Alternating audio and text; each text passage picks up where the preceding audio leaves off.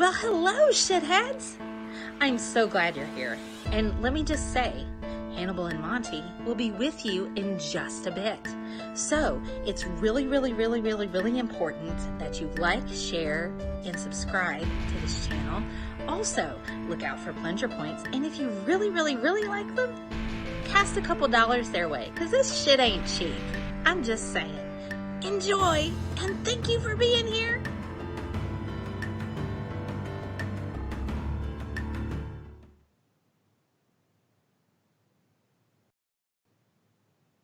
I am surprised that you agreed to do it. Why are you sitting down with us today? I'm very tired of all of the lies. I've been hearing things and seeing things on the blogs, and I'm just tired. What are the lies that you're hearing that disturb you most? Oh my God, all of them. Have you done anything that you regret? Have you done anything wrong? Lots of things wrong when it comes to women. Handcuffing people, starving people. Handcuffing people, starving people. In his mind, everybody's lying. I said, but there's so many people who are telling the same story. And he kept going back. I said, but the women don't know each other. He said, how do you know they don't know each other? On social media, you're connected. He thinks everybody's trying to do a book deal or they're trying to do all you have to do is push a button on your phone and say, R. Kelly did this to me. I have been assassinated. I have been buried alive. But I'm alive. I'm fearful this guy could hurt himself. I mean, his back is against the wall. He is financially in very serious trouble. He couldn't afford his bail. He couldn't afford child support. So today he was arrested on this. This is not about music. I'm trying to have a relationship with my kids, and I can't do it. Y'all just don't want to believe the truth. All you have to do is push a button on your phone and say, R. Kelly did this to me. I have been assassinated. I have been buried alive. But I'm alive. I'm so sick of giving Robert Kelly don't get it. This man constantly and consistently has proven that he deserves all the credit he deserves for being stupid. Okay, if you haven't heard, Robert Kelly sat down for an interview with Gayle King. This is not about music. I'm trying to have a relationship with my kids, and I can't do it. Y'all just don't want to believe the truth.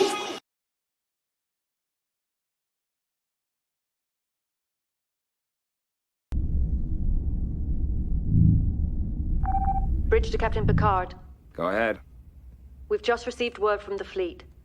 They've engaged the Borg. Mr. Data, put Starfleet frequency 1486 on audio. Aye, sir. And the Stand is not a great Eminem song.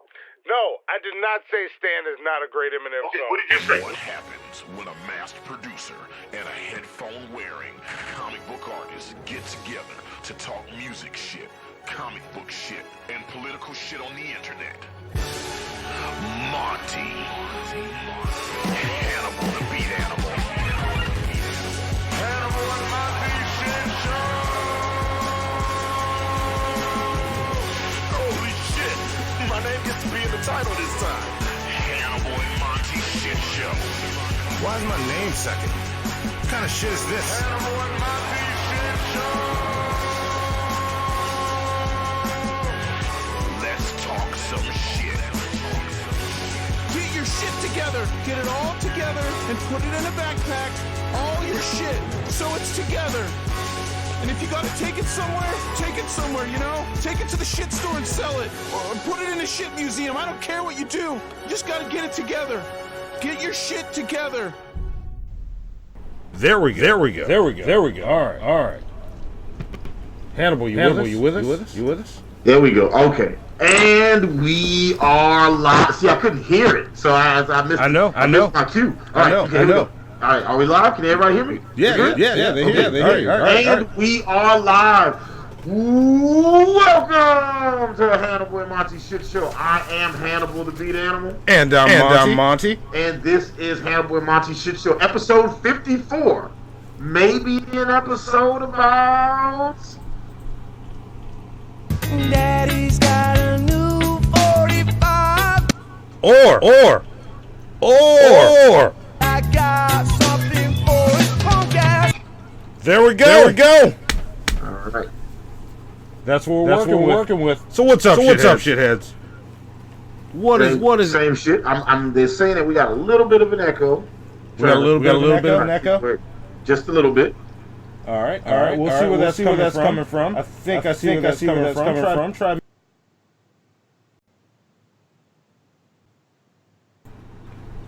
There we go. That ought to fix the echo. We should be good there. All right. There should be no echo now. Let's see. We should be no echo. I'm listening live on YouTube while we talk.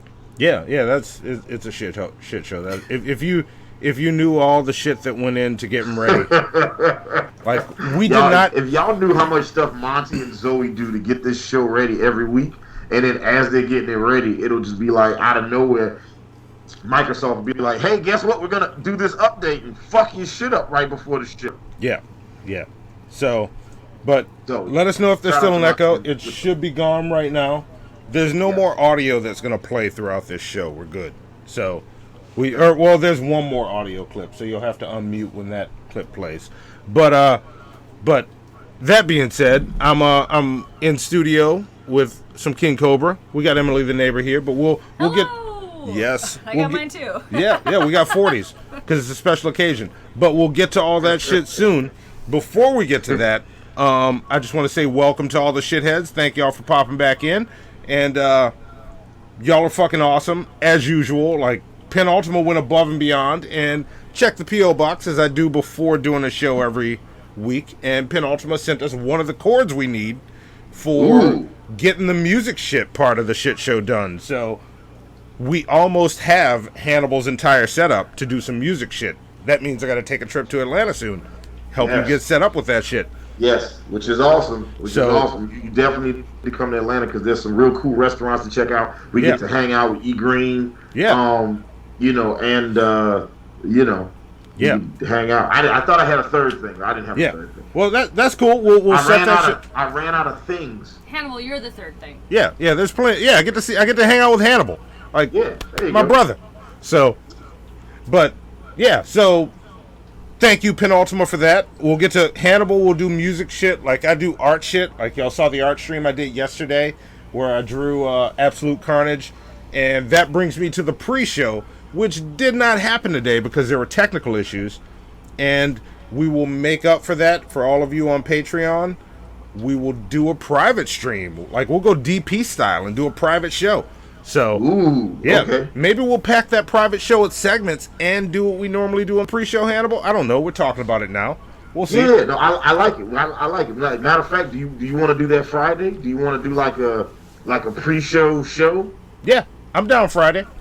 Yeah. Okay. So Friday, Friday we'll do a pre-show show. Yeah, and you might be asking if you're new in the chat. I saw a couple names I didn't recognize. I'm not looking at the chat yet, but I'll be in the chat soon. But if you're wondering how you get to see that, go to patreon.com/5h1t and we'll post the link there, and we'll also give you the roles on Discord, so you'll be part of the Discord, the Patreon Discord thread. I don't know what it's called on Discord. I don't know. But I don't know what that thing's called.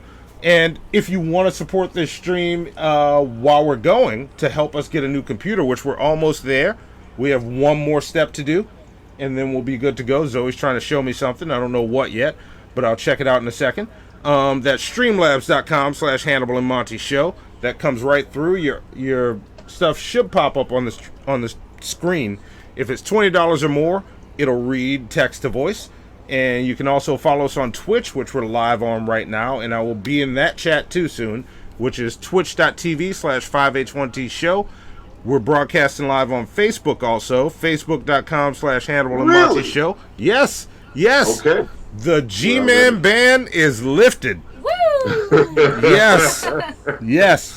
And we will only say nice things about him now because of, we know why. Yeah, G-Man's a wonderful, wonderful individual.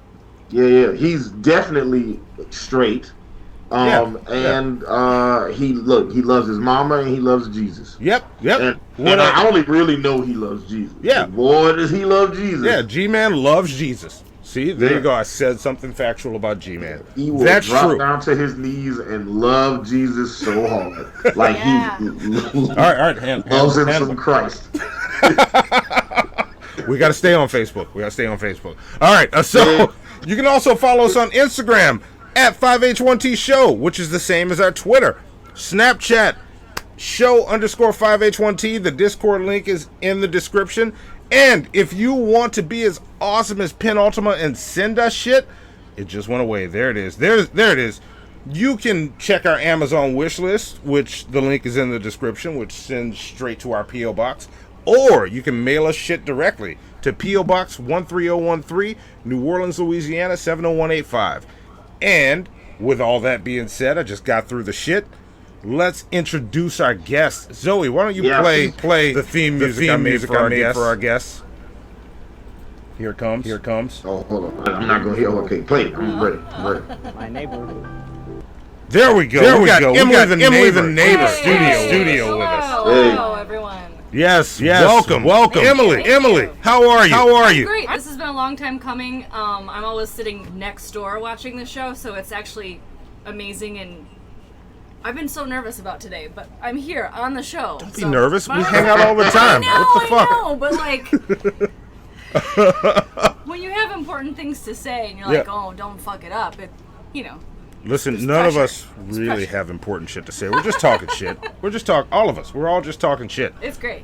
But yeah, so we got the echo back, Monty. You got whatever you did after the VLC play, you got to undo. Oh, all right, it's fixed.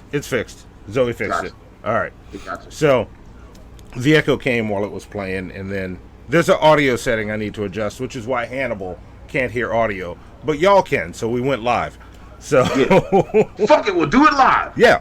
So. But yeah, Emily came through because we're talking about, like, this episode's going to be fun. Like, we got a fan of Sublime here.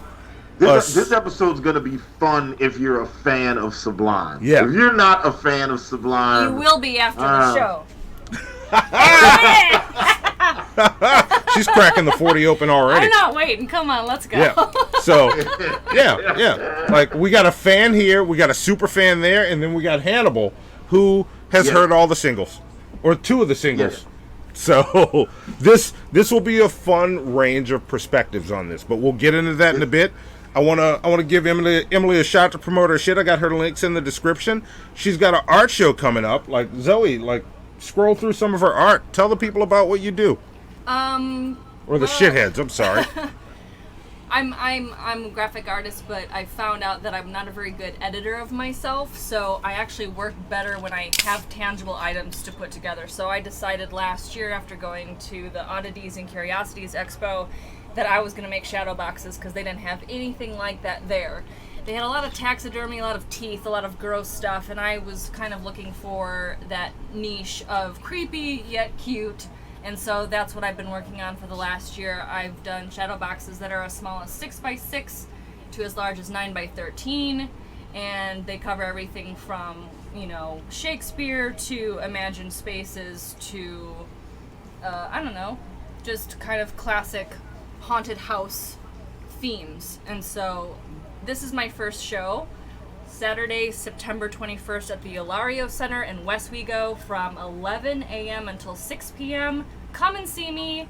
Tell me you're a shithead. Maybe I'll give you a discount.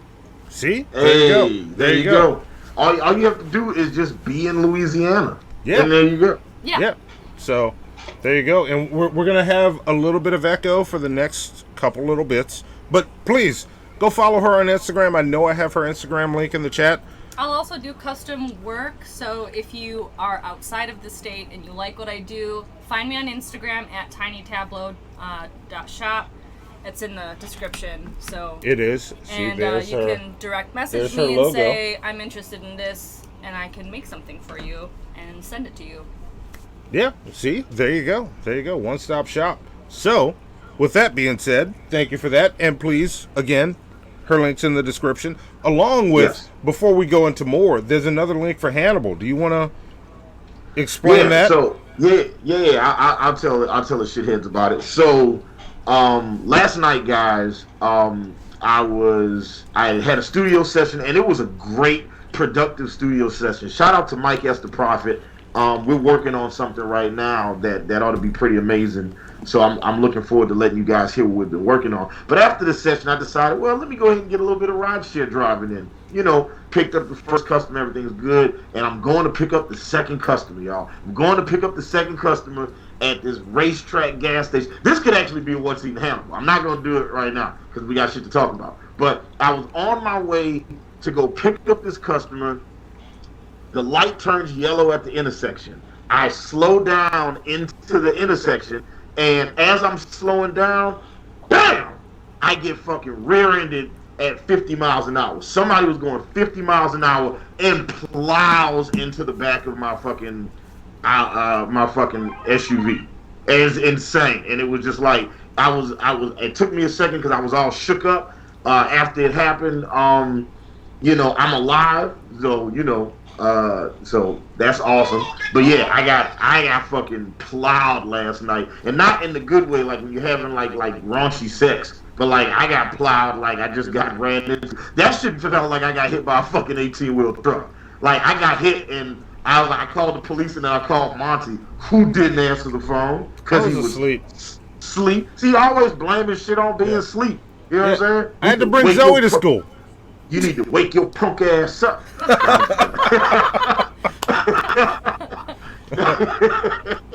But no, all jokes aside, I'm in tremendous pain right now. So after this show, matter of fact, seconds after this show, I am going to the hospital. But I said all that to say that if you guys look at the link in the description, it's to a GoFundMe account that I just created. I'm trying to get $1,000 raised so I can get my car fixed. This could not have happened at the worst possible time for me. And so anything you guys can donate, I greatly appreciate it, so I can go ahead and, you know, get back on the road and start making some money as fast as possible. Yeah, and that's it. I'll be making sure I drop the links in the description. And just real quick, I gotta say this shit real fast. I got rear-ended. Like, they hit me at an intersection. I was at a yellow light slowing down. They hit me. Somebody tell me how the fucking cops gave me a ticket on that shit. How? How, Slade? How the fuck I get hit? I've heard horror stories of people getting in accidents and getting ticketed when it wasn't their fault. Like, this is just, Yeah, this shit is all the way trash. Like, it is super duper duper trash. But I talked to like a shit ton of lawyers today that I got relationships with, accidental lawyers, attorneys, entertainment attorneys. I talked to a bunch of different people today, so I feel confident about everything. But you know, anyway, the link in the description, right underneath the Streamlabs, is the link to my GoFundMe. I'll be posting that in the chat from time to time. So if you guys can throw a couple dollars my way, I would greatly appreciate. Like, you would literally be saving my life after I go to the doctor in about 2 hours. Yes. So, make Hannibal great again. I'll mail you a lumbar pillow. There you go. There you go. Yes.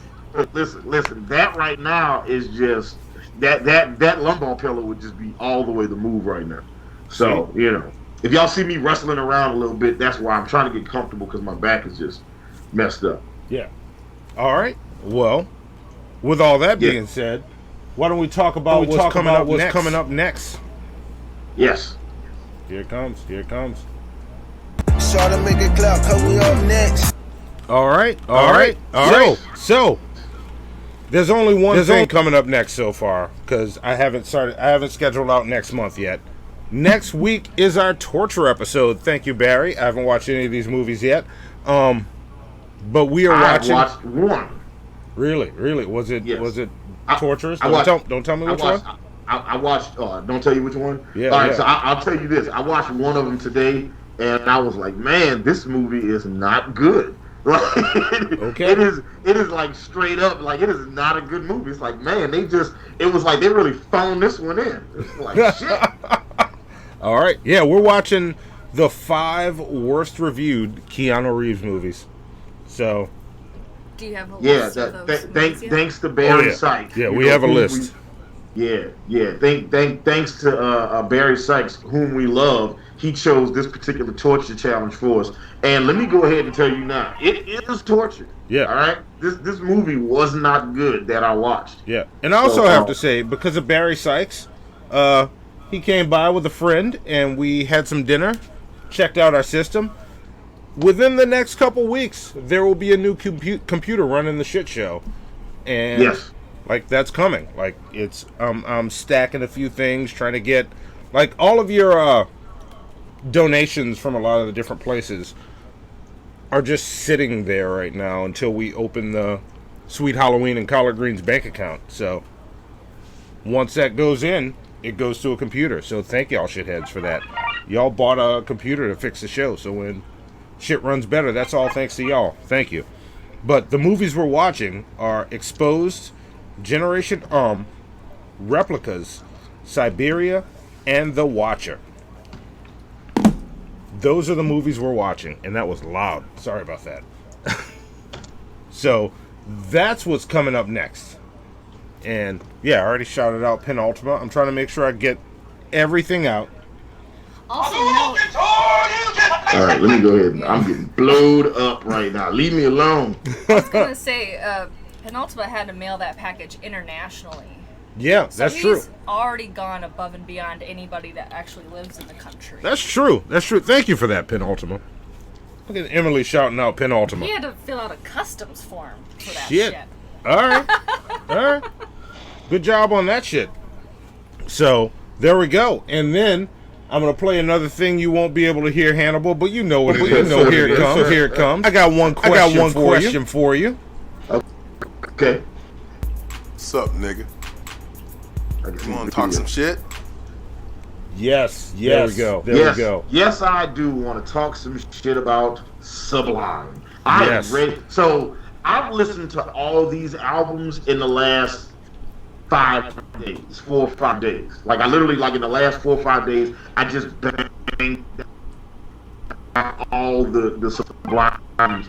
And I was actually to them today. And if you'd have asked me what my favorite Sublime album was a couple days ago, I'd have said one thing. But if you ask me what my favorite Sublime album is today, I got a whole different response, which it's not a huge response. Also, shout out to Jose Maldonado for subscribing. Thank you very much, Jose. You got some 100 points. And Barry Sykes came up with the big baller donation of $50 through Super Chat. Damn. Barry Sykes is amazing. You know, and I need to say it in Justin Lee Peterson voice. He is amazing. Yes. Shit. And no message. Just $50 super chat. Barry, you are the man. Thank you. Shit. All right. I like it. See, I wasn't even seeing that yet. But, yeah, that's fucking awesome. Thank you so much, Barry. That is another step towards a new computer.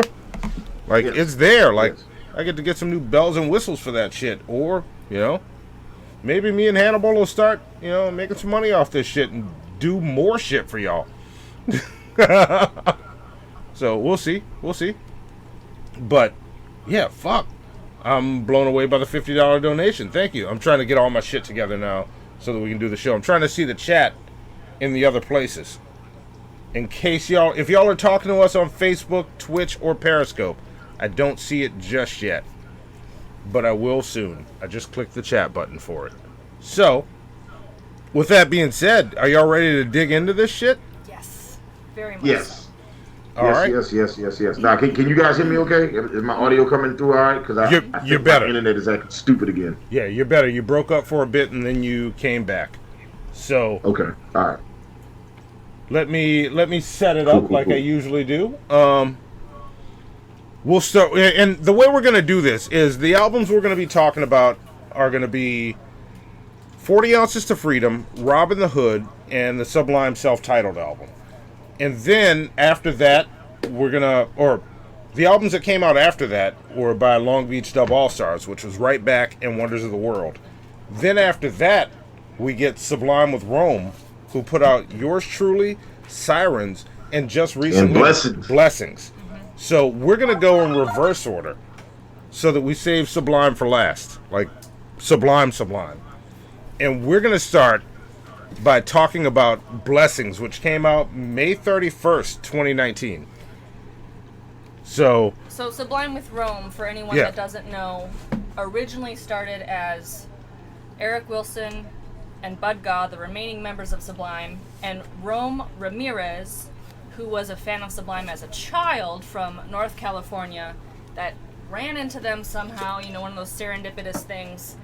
They started jamming. They fell in love with him. He's always been a fan of the band. They asked him to play, and so they formed Sublime. Now, they did run into lawsuit issues by using the name because it never should have been used without Bradley Nowell. So that's why they went with Sublime with Rome. See, I had all these Sublime facts written down, and Emily the neighbor was beating me to the punch. I like it. Yeah, no, that's good. I was like, that's I'm good. kind of going to be the blend of both of y'all. No, that's like, good. You're like, you know, Mr. Fact Checker Man, Yeah. and you're Impulse, but I'm also both of those things. Yeah, and the way I'm grading these albums, I approach them, and understand I'm coming at this as a Sublime fan, and it was hard grading some of the Sublime albums and trying my best to be as objective as possible with it. I wasn't very good. I'd want to hear what Hannibal has to say first, because you're more. Oh yeah. You're less. I mean, you're less biased. Well, okay, so at least. I want to start with this first fact about Sublime, which actually comes from an interview that I came across in like Guitar Player Monthly or something like that. I forget the name of the magazine. I dropped the ball on that one, but. They were doing an interview with Ron Ramirez, and he said, and I think I love this back and forth because I feel like this captures the essence of Sublime. So they asked him, they said, on stage you guys play a lot of new and old Sublime music, but also a fair amount of covers and, you know, from a wide range of artists. What do you like doing? What do you like about doing that sort of mix? And Ron Ramirez, you know, of Sublime and Rome, said traditionally people are just so used to shows being like, you know, the band plays the band stuff, and then they're gonna probably play a lot of new stuff from their new album because they're promoting it. You can see the formula, but if you think about Sublime, what is Sublime's music? It's a concoction of a lot of other fucking music. You know what I mean? So that carries over into the live thing. When we first started jamming with Eric, we started doing Sublime with Rome. He would always be like, I want to add this song and I want to add that song. And after a while, I realized, oh, that's what Eric did in Sublime. That's what Sublime is. It's a party. You wouldn't go to a party and say, yo, you're going to play this same CD all night. People would be like, man, get the fuck out of here. They want to hear different shit. And I think that's what a Sublime show is because it has that same vibe. All right. I like that. Yes. Yeah. That's about right. Yeah, that's what it is. Like when I first looked, so my exposure to Sublime literally started when we did this challenge. Now, as I started going through the albums, I was like, oh, I know that song. Oh, I know that song too. I know a couple of these songs. I know over 2 Sublime songs. There you go. All right. There you go. That's one more than I expected to know. So I was like, oh shit, I know this. Okay, so. You know, when I was first listening, because I listened to them in chronological release order. So when I listened to 40 Ounces to Freedom, I'm listening to it. I didn't know what the fuck I was listening to. That shit was all over the place. But the more I listened to their music, the more I started to understand what exactly they were. And then listening to the albums again today in a reverse order, I get it now. I see who Sublime is, and I'm ready to do this fucking show. All right. So what did you think about Blessings? Why you want me to go first? Where y'all go first? I'm going last. Shit. I'm giving Hannibal facts. Right? Yeah, well, look, I'll go right into Blessings. Blessings is not a bad album. I had some issues with it. Like Blessings clocked in at a 3.7 for me. 3.7 out of 5. And get used to numbers like these throughout this I went with fucking episode. Letter grades, dude. Huh? But like I got rid of my numbers. You can go with letter grades too.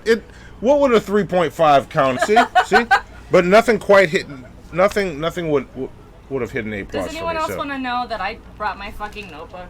Yeah, she brought a notebook and checking them out, and I think they sound good. They sound good. Are they the original Sublime? No, not at all. Not at all. But as a band, they work. They work really well together, and this is it. There's a good sound that comes from them. and I enjoyed it. So 3.7. I gave them a 3.5. All right. A B minus. This was the first album that they did where I felt they sounded like they were trying to not actually be Sublime.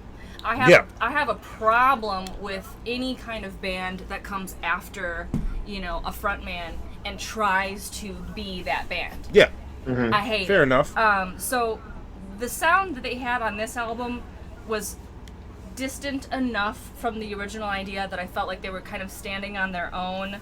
I still hate the fact that they used the name. Yeah. They should just get rid of Sublime altogether and, do your own thing. Anyways, I felt like the overall sound was complex. There was variety in the approach. The introductions were good. I think the best song on the album was Blessings. But I agree with you. I need several more listens. I think I only listened to this album a total of 3 times between last night and today. But that's because I didn't get the login until I got home after a double. So, I think I did pretty good, considering. Yeah. I actually, there's a couple joints I liked on this album. I like Spiderweb. I like Blackout. I like Weed Heart. I like Survive. Blackout is actually my favorite song on this project. And I like Thank You, but I don't necessarily think that Thank You is a good song so much as I enjoyed listening to it. Does that make sense? Yeah, that makes perfect sense. Yeah. I gave For the Night a high rating as well. On an individual song grade, I gave that one a pretty high grading. Well, see, for me, the flow of this album, I think the title track, Blessings, is probably my favorite. For me, this album starts really strong and then gets a little standard and repetitive and then finishes strong with For the Night. That's how I feel like all of their albums are. They always start really great. Yeah. They hook you in and you're like, hey, this is pretty. Yeah. And then you listen and you're like, oh. Yeah, and see, for me, I liked I thought the first couple songs was okay, and then the middle 3, 4, 5, I was like, it started really getting groovy for me. But then it was as it was getting groovy, it also started getting repetitive. Yeah. Yeah. All right, I can see that, and that's. Yeah. Am I coming through okay? Am I choppy still? You got choppy, and then you keep clearing up, and it's on the computer end. It's an issue that will be fixed before episode 100. I'm gonna make that promise. So okay. It's not on your end, it's on this end. Trust me. And what was I gonna say? The problem that Sublime with Rome runs into is a problem that neither Long Beach Dub Allstars or Sublime ran into. Because I ended up having this conversation in the car with Tish today while we were driving somewhere, and she's like, yeah, it's kind of what did she say?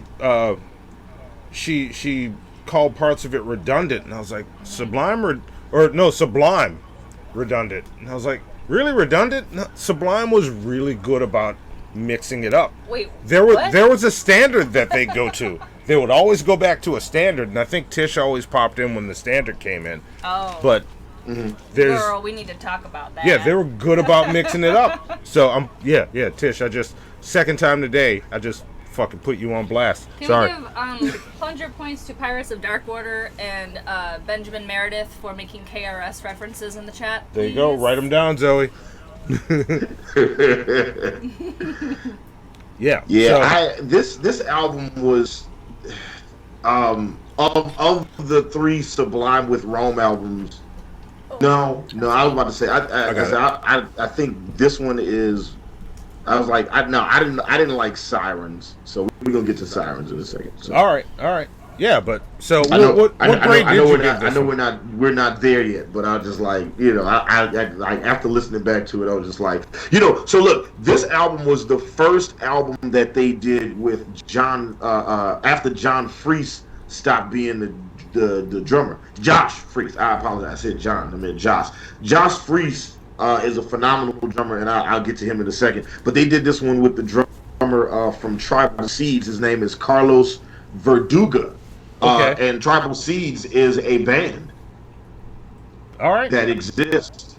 So I've never heard of them. if you're a big Tribal Seeds fan, then that means you are Carlos Verduga. So there you go.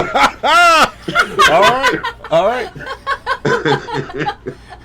Okay. So, good on you. Welcome to the shit show, Carlos Verduga. Pull us back a little bit, the volume. So on our mic. also just another tidbit of information.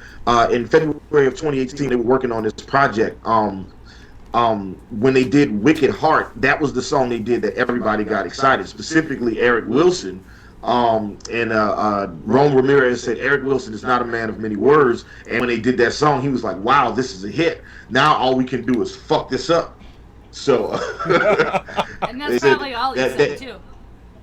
Yeah, it was. He didn't say a whole lot, but they said that management was excited, programmers was excited, the record label was excited. Everybody really, really liked Wicked Heart. I enjoy Wicked Heart. You know what I'm saying? It's not like I said. I like the song that comes on right before it. I like Blackout more. All right. You know. So what did you grade this album? I didn't grade the albums. All right. Because I was gonna sit down with my gradings today, but the car accident. Yeah, fair enough. Fair enough. I got a wee bit distracted with crippling back pain. Yeah, no, that's fine. That's fine. We'll take it on your commentary. That works. So let's move on to the next little bit, which will be the next album, Sirens, which came out July 17th, 2015. So if y'all want me to keep going the way I'm going, I'll just take it. I'll just take it right out the gate. This album didn't bother me. It ended up with a 3.4. I enjoyed the title track, and that's probably my favorite song from this album. The thing I find with Sublime with Rome is they start super strong, and then it falls the fuck apart. There are a lot of 3s and 2s. Running High, Been Losing Sleep are probably my two least favorite songs. Running High, I gave a D. On this.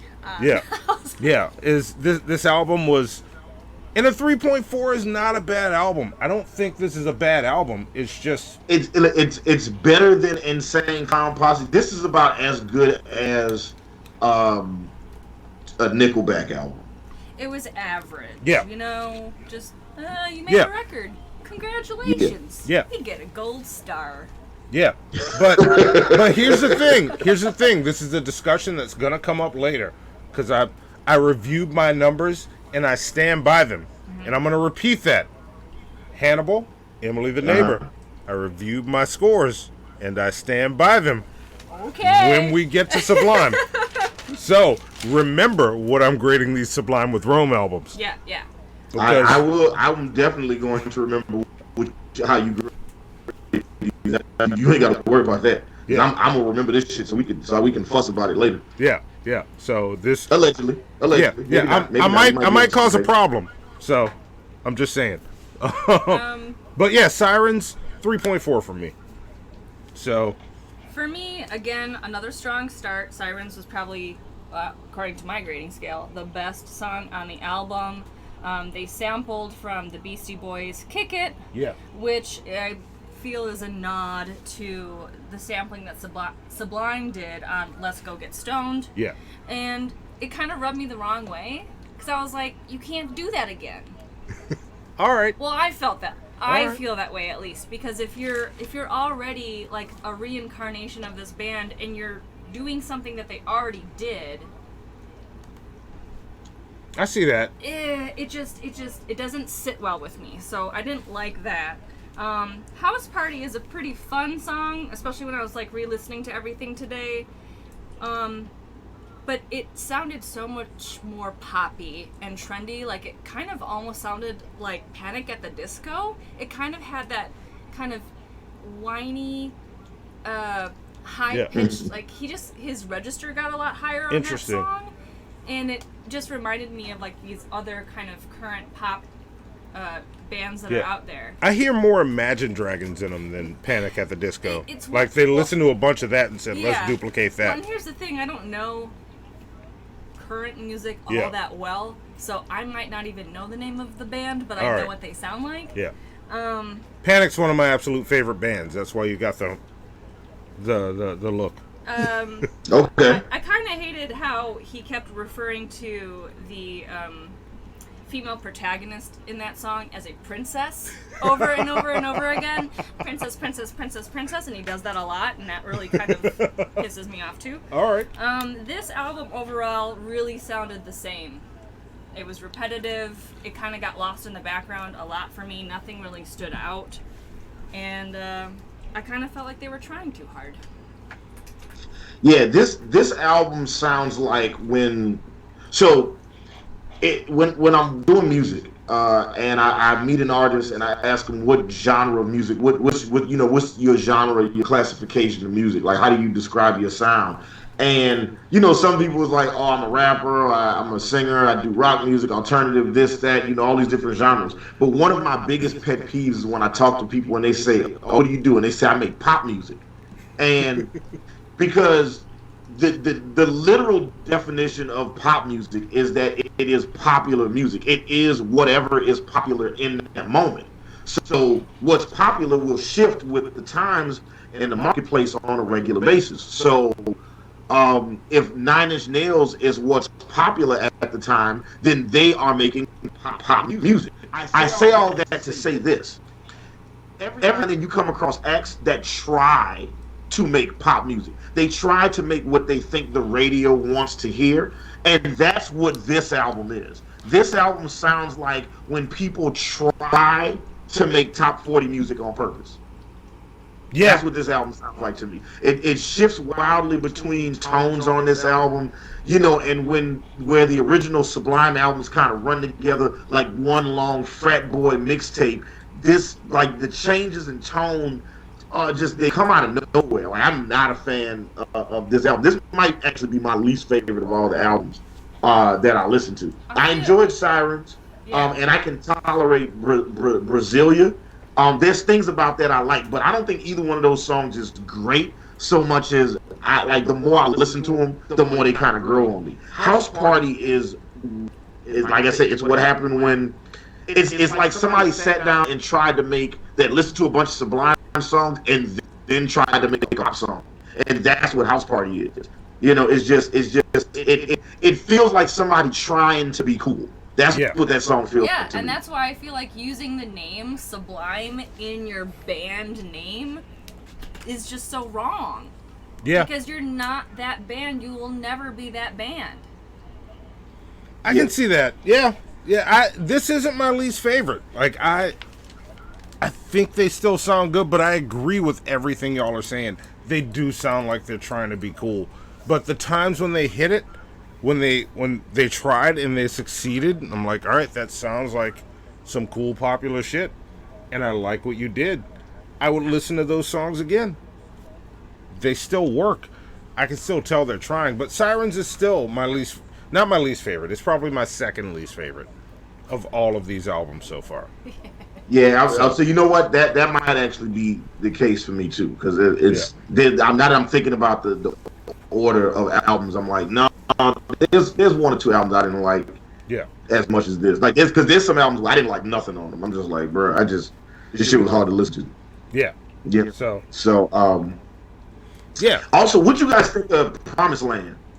How'd y'all feel about that? I gave it a C. Yeah, Promised Land was, and I don't know if y'all noticed, but there was the Promised Land dub from Long Beach Dub Allstars. It was just that with Rome singing over it. Huh, okay. Yeah, they dug back, not all the way back to Sublime. They're like, look, let's be more like Long Beach Dub All-Stars. Let's do the Promised Land and Rome sing some shit. That's what it sounded like to me. Promised Land, it falls in at about a 3 for me. So, I actually think I preferred let me see what the Long Beach Dub All-Stars what I gave that. I don't remember. Let's see. Well, look, while you do that, I'm going to read off a couple quick facts about this album. This was the first and only album they did with Josh Freese. And some of you guys... Oh, go ahead. Hang on. You were breaking up. I heard it. Oh, Lord. Okay. Yeah. You're fine. Yeah. Am I good now? Yeah, you're good. Nipples. Gotcha. All right, this is the first and only. Look, that's the test word. When you say nipples, people's like, oh, I heard you say nipples. Gotcha. So, this was the first and only album they did with Josh Freese. Who is Josh Freese, you might ask? He is a permanent member of the Vandals and Devo, having formerly played drums for Guns N' Roses, Perfect Circle, Nine Inch Nails, Weezer, and Sublime with Rome. You know, he's also been on tour with Paramore as their drummer, and he's regularly toured with Sting as his drummer. So this dude is like a goddamn drum god. You know, and which is funny because I actually did not enjoy the drum work on this album. Although it's not necessarily his playing so much as I don't like the way the drums are mixed on this album. Like they're real bright and pingy, you know, and I want especially like on the kick drums, I want the kick to have a certain heaviness to it. 15, the album reached number 34 on the Billboard chart, selling about 13,000 copies the first week, and then it quickly fell off the Billboard charts. Billboard magazine. Yeah. To me, the impressive resume that you just read off for Josh Freese means he's old and he's tired and he wants something easy to do just to make some bucks. Yeah. Like, well, it's whatever. I can just sleep and play the drums for this band, you know, because I've been playing a long time. Yes, this is true. This is true. Although, John Freese, them having him on the project wasn't just like no random thing. Like he actually played backup with them, and well, I'll get to that in a second. But yeah, John Freese is a drum legend. You know what I'm saying? So like he's right up there with like Neil Peart. Like he's fucking amazing. He is fantastic. And whoever the drummer is for Tool, I don't know his name, but that motherfucker is badass. Yeah. So yeah, he's awesome. It's just. I'm not knocking him. I just think they're getting like what's left because he probably wants to retire. I mean, I would. If I was that awesome of a drummer with like that history, I'd be like, I'm done. But I just want to leave the house every once in a while. All right. So we seem to be, for the most part, in agreement on Sublime with Rome, or Sirens. We still have one more. We have the first one that came out. Which, let's see if I have the release date on that one. That was Yours Truly, which came out July 12th, 2011.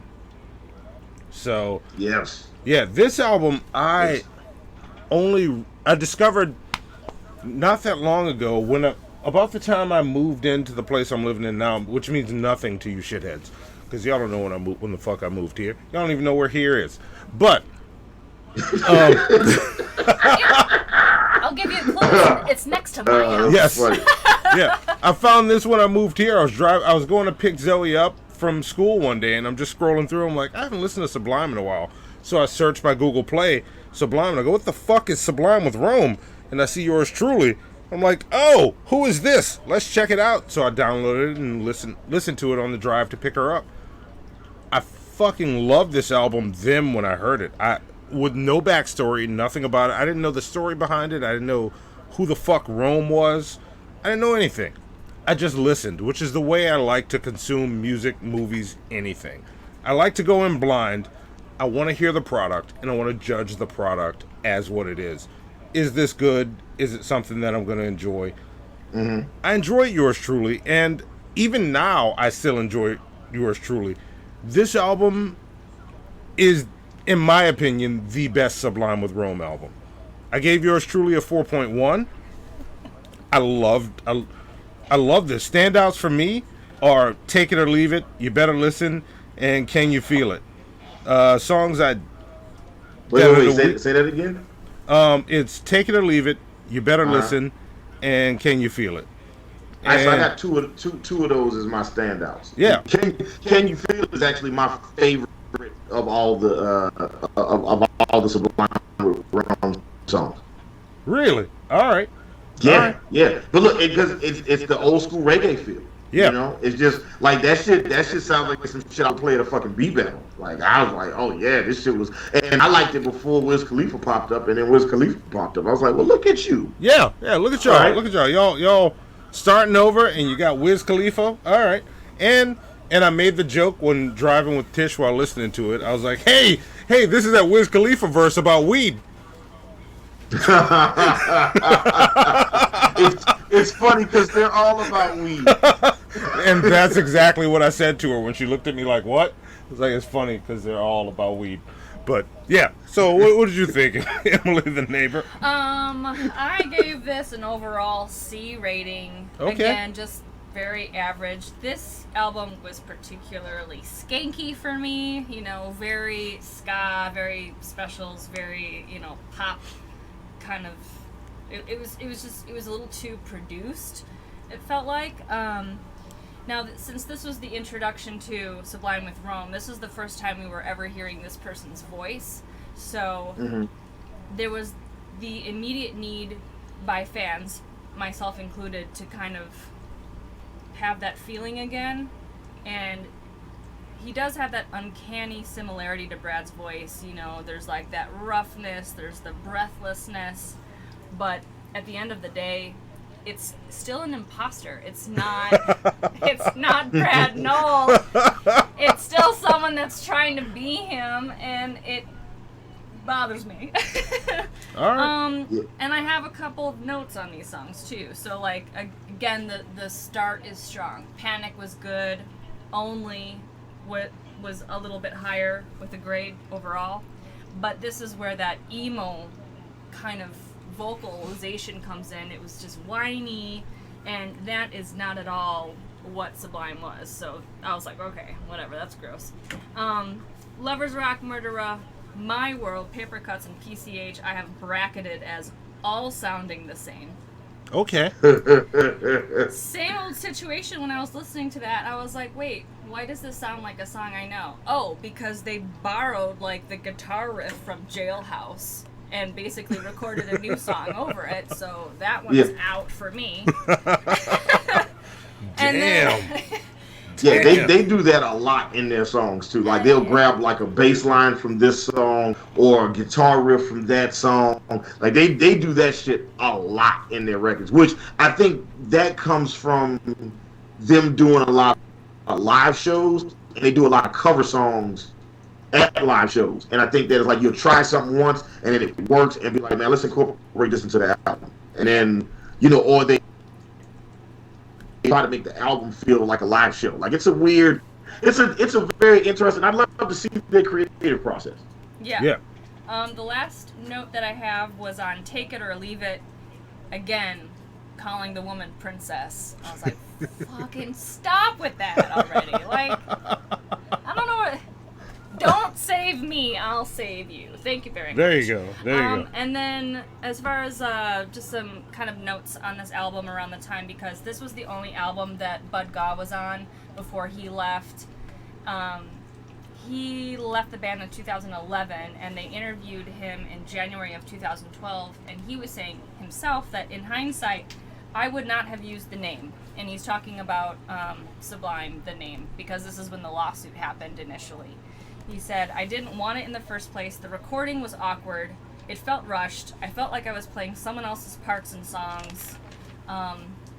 When they asked him if he saw the band reuniting and him playing with them again, he said, no, I'm done with Sublime with Rome. It was good for the first few months playing those Sublime songs, but after that it just felt wrong, not playing the songs themselves, but playing them with the name Sublime without Brad. And I completely agree. There's just something you can't recreate when someone's gone. That goes for a lot of different things, but I feel him on that. Yeah, and it's funny because Emily, you touched on a lot of the things that I was gonna say. Like Brad Knoll's family, when it initially got announced that they were gonna do a new Sublime project, they started, you know, flirting the idea that they would do a new Sublime project. Brad Knoll's family and the executive of his estate threatened Garden Wilson, along with Ramirez, in a lawsuit, you know, saying that like basically Brad Knowles owned the name Sublime. And they were just like, look, man, we love you guys. You guys are awesome. We support all the things you do. But at the end of the day, Brad wouldn't have wanted nobody else performing with this name. He, you know, like, so if he's not here, then there ain't no Sublime, and that was that. And you know, they went to court and lost. You know, and then I'm surprised that the judge let him be Sublime with Rome.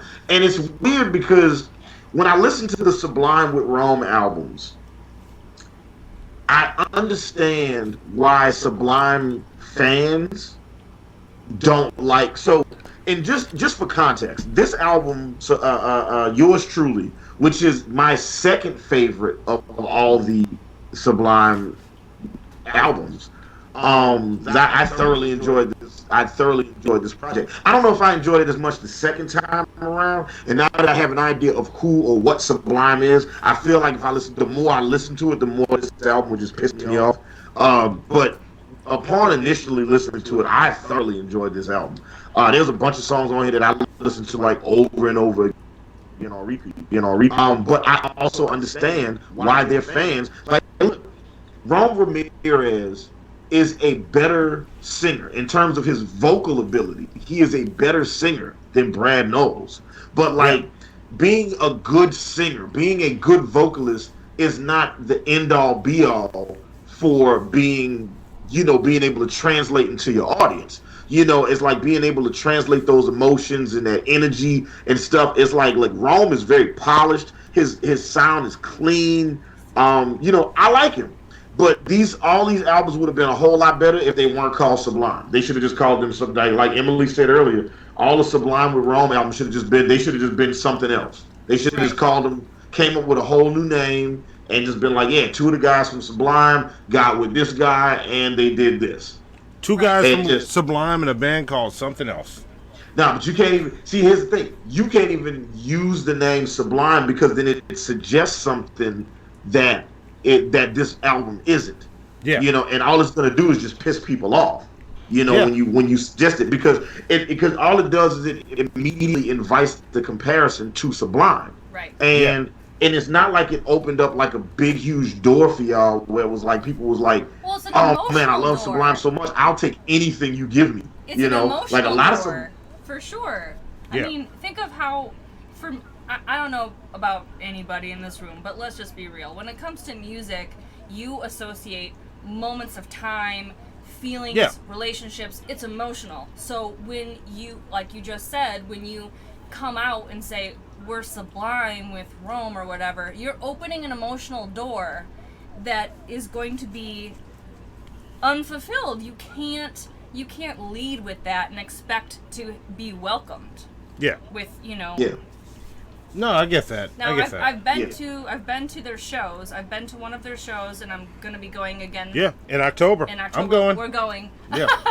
But I'm going because I want to just kind of feel the spirit of the people that are there, not necessarily because of what songs he's going to sing that he's written. Yeah. I don't really care. I want to hear the covers and be with the people that know that music. Yeah. That's why I'm going.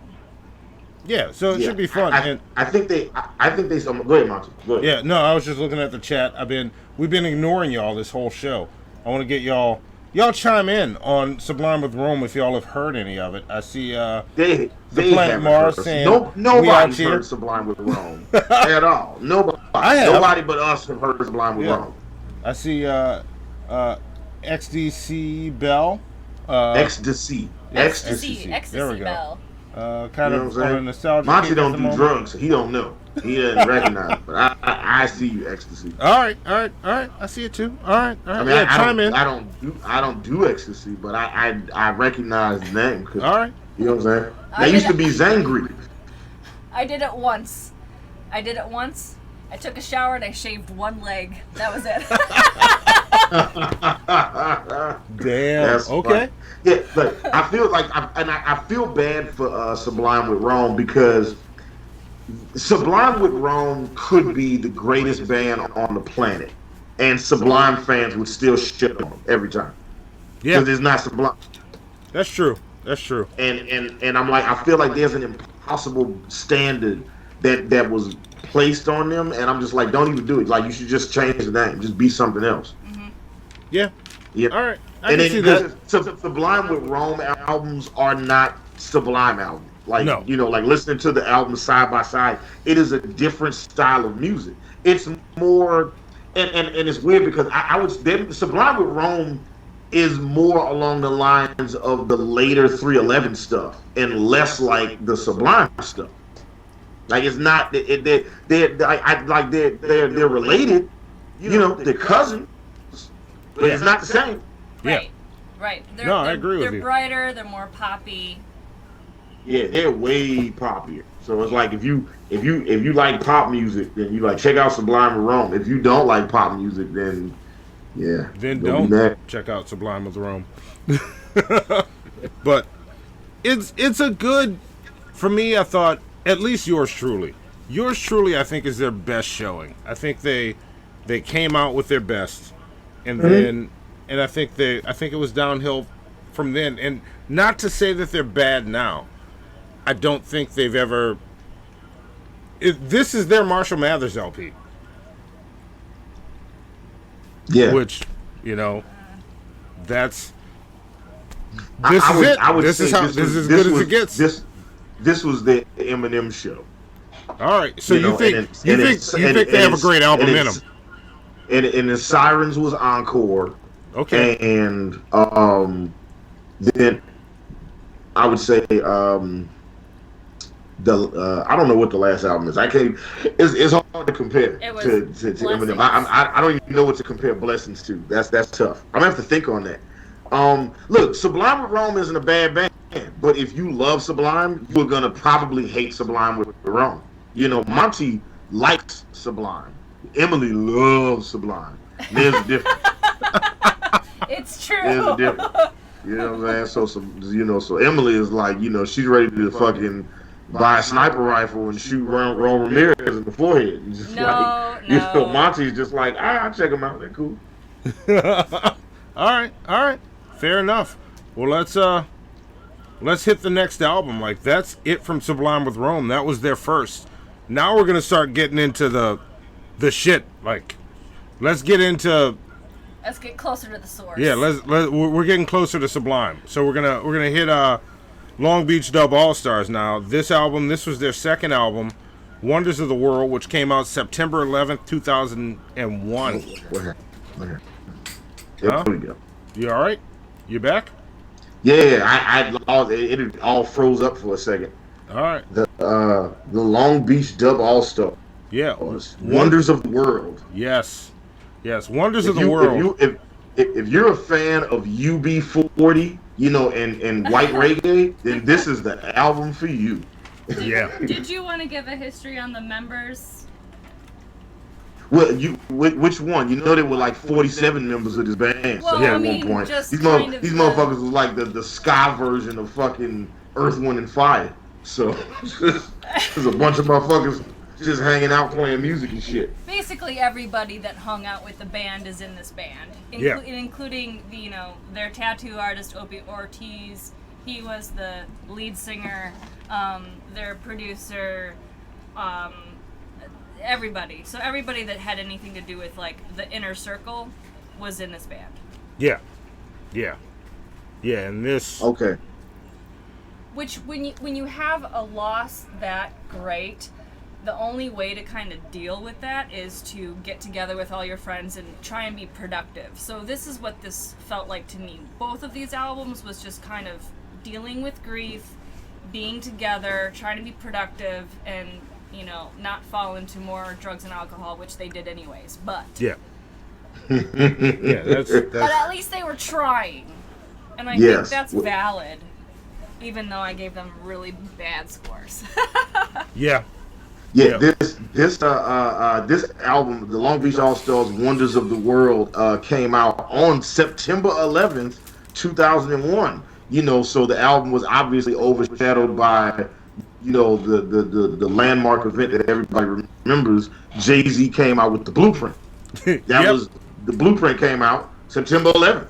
Yep. That was one of the greatest hip hop albums of all time. Yeah. And nothing else significant happened on that day. Yeah. All right.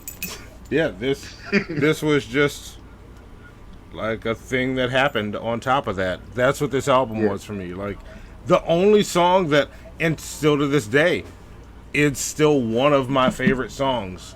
The only song that I thought was great from this album was Sunny Hours, the Will I Sunny Am Hours. version. Sunny Hours. Yeah, Sunny. It's a real Look, so listen, good song. as we're listening to these albums, I'm listening to this album and I hear that shit. I'm like, oh shit, it's the theme from Joey. So, I don't know if you guys remember when like Friends was going off the air, they gave Joey his own. They gave Matt LeBlanc his own standalone show that was like a spinoff from Friends, where he went to LA and it was the Joey show. And then I'm listening to fucking Long Beach Dub Allstars, and like one of the first songs on the album is the motherfucking theme to Joey. I was very confused. I was excited though. I was like, oh shit, they about to reggae this shit up. They got Will I Am on here too. That's fine. And that was it. And back in 2001, that was gold. You had fucking the theme song to Friends, and you had Joey from Friends. I mean, you had the theme song to Joey, and you had Will I Am on your shit in 2001. Like they thought they was the shit. Like it's like if the Two Towers didn't happen, I'd be very curious to see how people would have responded to this album. But there's actually a lot of great albums that came out on September 11th, 2001 that a lot of people don't know about because of the terrorist attack. It's so crazy. The fact that this album came out in that time period is amazing. Yeah. But the thing about this album, it's a follow-up to something that was way better, which seems to be a trend.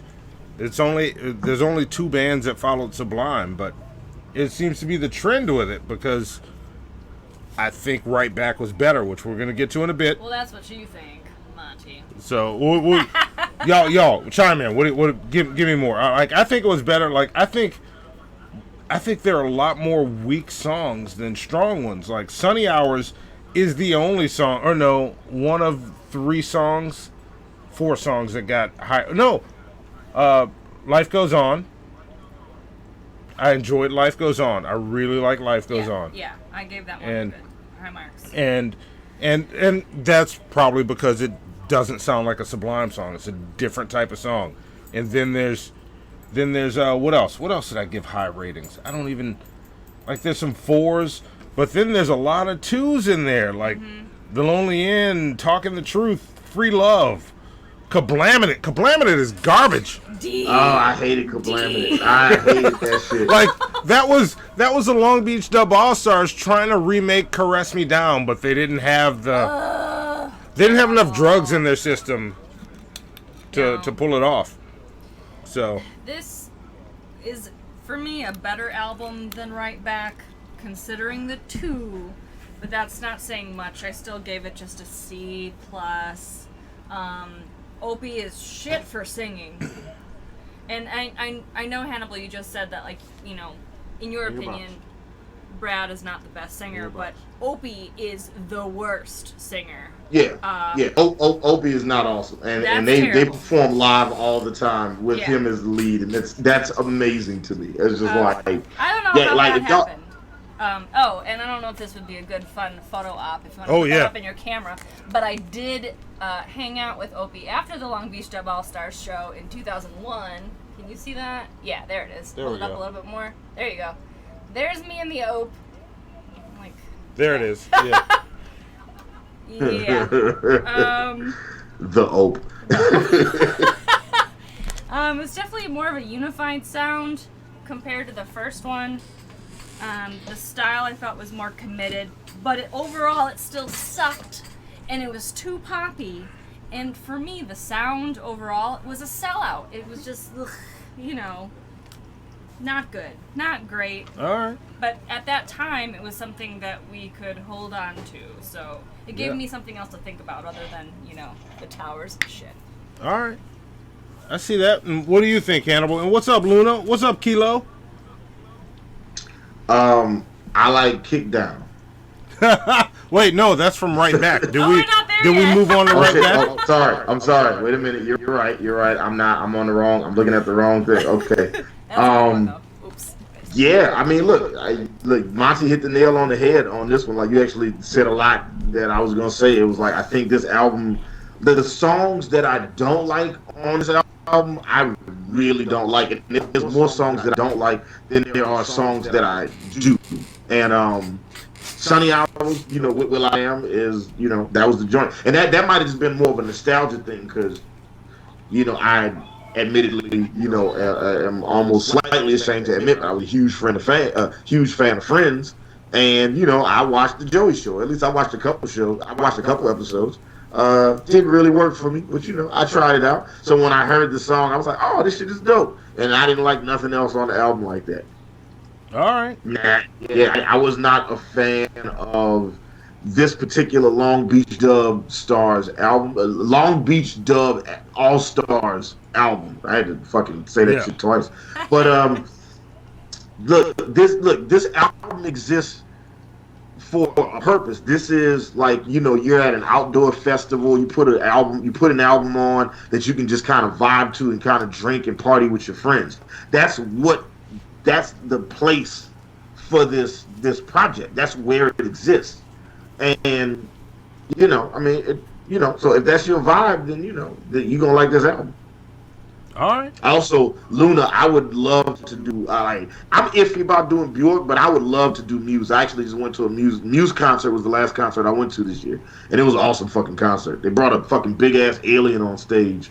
She was wild.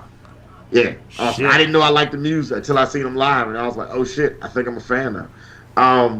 Yeah, I didn't. You know, this album is what it is. And you know, Emily also hit on a lot of the major points. Is his last name Golf or Go? Gaw. G-A-U. Is Golf? Gaw. Like, no. There's no F sound. Oh, it's just Gaw. Yeah. Gaw. Yeah, it's like the way Cajuns say when they catch a garfish. It's a gaw. You know? Okay, gotcha. Yeah. Gotcha. Okay. Well, you know, Bud Gaw left the band because you know, they had like a very strict no drugs policy, you know, because of Brad dying of a heroin overdose. And then there was a bunch of people doing drugs. You have to do it a little bit higher. Yeah. I want some crack.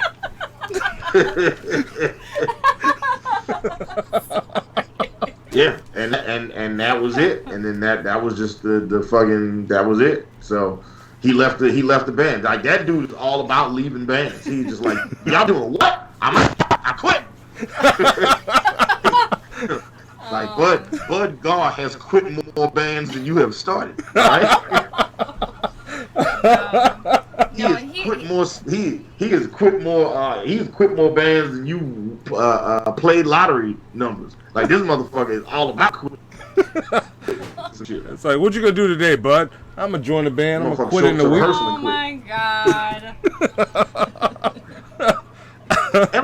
I don't disagree with his reasons for quitting, you know, these joints. You know what I'm saying? Like, every time I read one of the stories and I'd be like, oh yeah, he quit. I'm like, I get that. That's a valid reason. It's just, now you got him walking away from like 7 bands now. Just like, oh, he was in this band and he quit. Some of these shits he quit mid-tour. Like, this dude gives no fucks. Yeah. Like, oh, we on tour right now? I quit. My wife pregnant. I'm gone. Like, hey, look. Yeah, he was looking for a way out anyway. Dogs have babies every day. All right, do your fucking job. Damn, Hannibal. Yeah. Shit. Yeah. You know what I'm saying? Just be like fucking. There was years ago, I forget. It was some baseball player. It was like during the playoffs. Like some pitcher, like for one of the good teams. I can't think of what his name is, but like he left the playoffs because his wife was having a baby. And he was like, yeah, my wife's having a baby. I'm gone. And it was like a big thing. Like, people was talking about it. It was like, you know, is that a fair reason to leave? And it wasn't like their first child. Like, they had like 3 or 4 at that point. And there was a lot of people saying, like, you know, was it fair foul for him to leave the game or leave the playoffs so he could be at his wife's side while she was having their baby? You know, some people was like, yeah, I mean, you know, that's his wife, you got to be there. And some other people were like, man, ain't your firstborn, you better play that game. We didn't pay you like $50 million a year for you to leave. All right, shitheads. Your job is to stay here and make sure we win this game. And they end up losing that series. Yeah, shitheads. I'm gonna. I would have played the theme song, but we don't have it. I'm gonna have it set up for random shit to pop up. But it's around a fair foul, real quick. Chime in. Do you think that's fair or foul? Yeah, fair or foul. If Bud Goff, if it's just weird to say, if Bud got like, so they're on tour, right? He finds out that his wife is pregnant. He finds out his wife is about to have a baby, so he leaves the tour so he can be with his wife. Is that a fair or foul reason for leaving the tour? Chime in. There we go. Juju says, is he supposed to FaceTime his wife as she pushes? Yeah, there you go. So not only was that clever, it was also not racist. So see, I'm giving you 200. I'm giving you 300 points for that. That's right. See, she even really chimed in with fair. Really doesn't like that. Yeah. I think it's fair too. Look, even if you've had like 15 kids, you gotta be there when your child is born. No, I think if you have 15, you don't gotta be there anymore. That shit is autopilot at a certain point. No, I'm telling you, because what's kid number 15 gonna think? Oh, dad was like, fuck me. It's not what the kid thinks. It's about the mom who's fucking delivering the baby. Yeah, your ass better be there. The kid doesn't know. You just did tell him this. you were there. He thinks the doctor is dead, as far as he fucking knows. What if that kid's like, show me the pictures of y'all together when y'all held me for the first time? Like, we lost that in the flood. Keep those pictures at the 15 babies. You know what I'm saying? That's not a thing. Like, you know, like I know a lot of people like with their first kid, they be like, oh, you want to see my son and daughter's first baby picture, and then they pull out the fucking sonogram. You know what I'm saying? But people that got like 5 or 6 kids, they don't do that shit. They don't be like, oh, you want to see my 4th kid's first picture? They show the picture when they like 7. You know what I'm saying? They're over that shit at that point. You know what I'm saying? That's some new parents shit. You know what I'm saying? I think he didn't want to be in the band no more. He was just like, well, it's not like how it was when we were kids. Like, my first picture was like, I'm sorry, Mom, but it's like, my dad took the picture as I was like coming out, like, you know,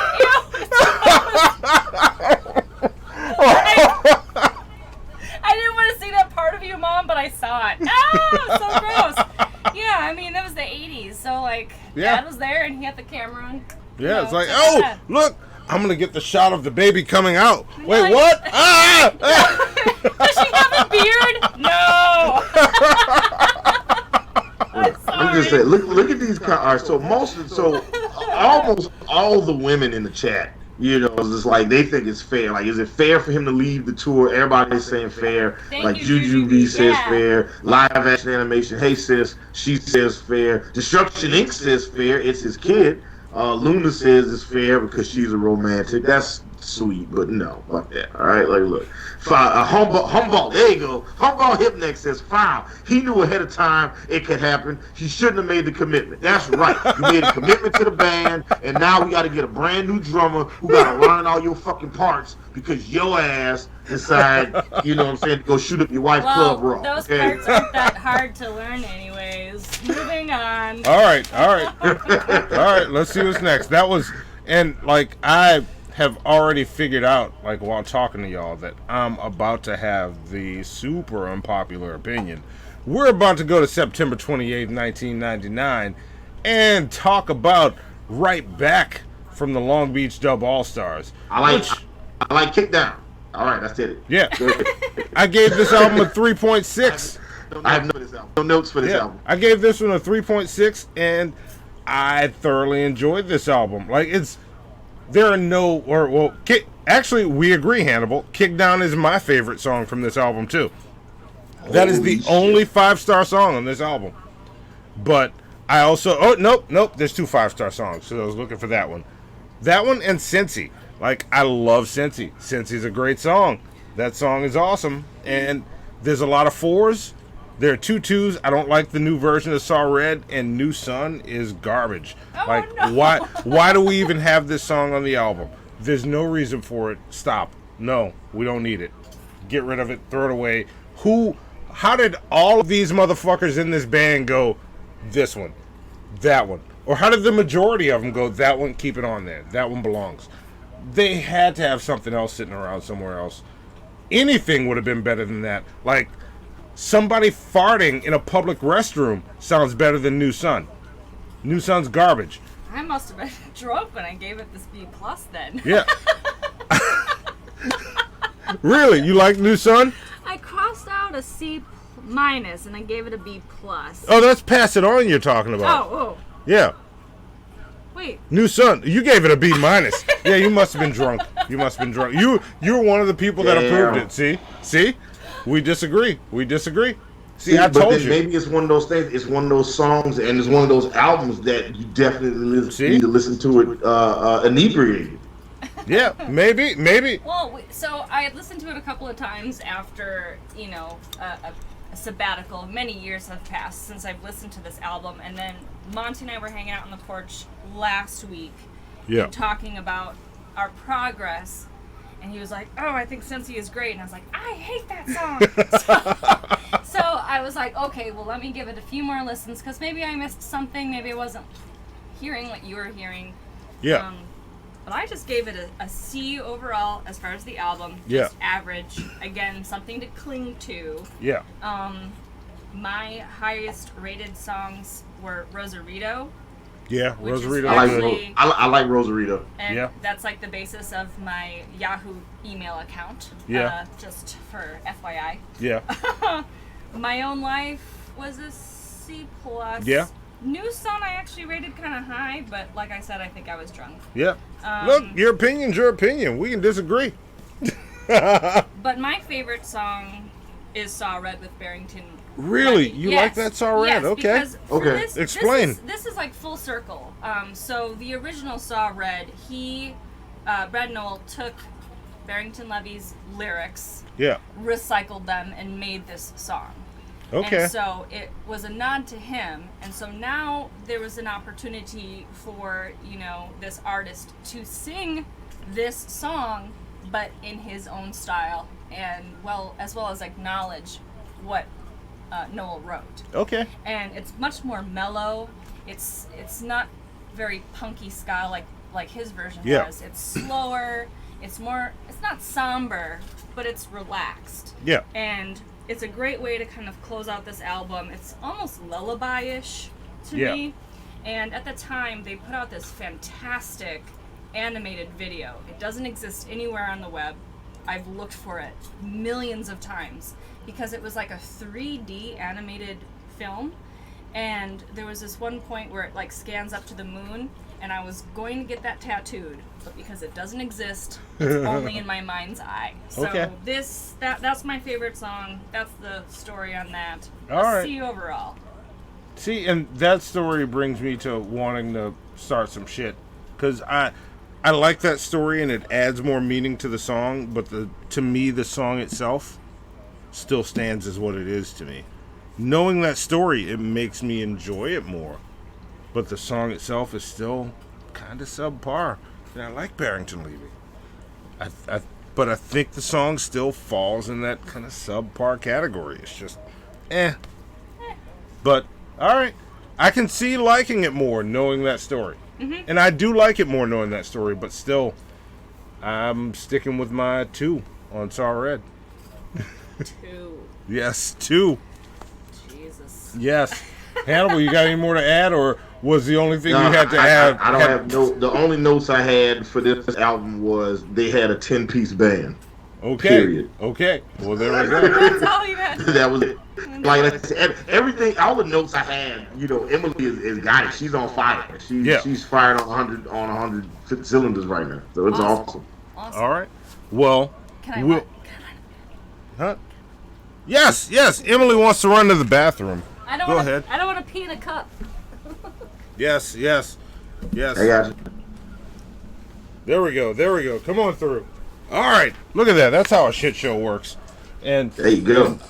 And see, I wish this had come up earlier so we could throw some fair fouls out, but we can talk a little bit about where we are right now because we're going to move on to Sublime soon. So So now we've gone through all of the fake Sublime albums, so we could talk about the real Sublime albums.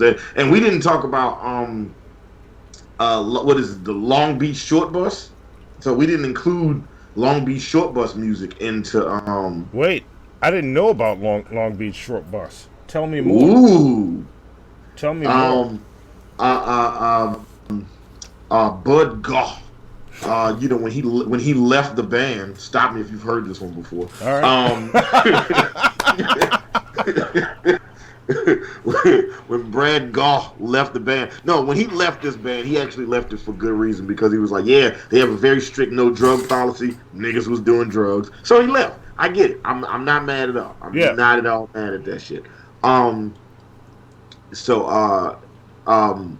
He decided he formed another group. Well, he joined a couple groups after that, but I think one of the groups was called the Long Beach Short Bus. All right. No, I didn't know about them. All right.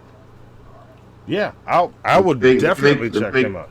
Let me make sure I'm here. Long Beach Short Bus. Yep, it is. All right. And I did it wrong. It wasn't with Brad Goff. It was Eric Wilson, the bass player. Oh, Eric Wilson. Gotcha. Yeah, so it was Eric. It was an Eric Wilson situation. Yeah. Eric Wilson was also the one that was working with Ron Ramirez all the time. Yeah. It was like, oh man, we ought to do this. We ought to do this band with Rome. He's a huge fan of our shit. You know what I'm saying?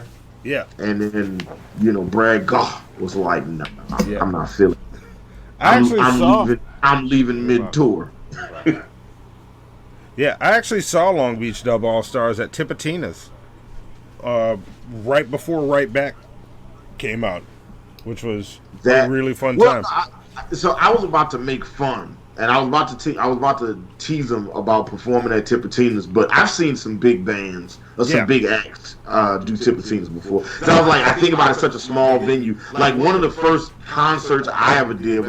Back in the day, Hannibal the Beat Animal used to be an R&B singer, right? And my R&B group performed. We did a Christmas concert at Tipitina's, and it was awesome. And there is no footage of it that exists, and that kind of bums me out. All right.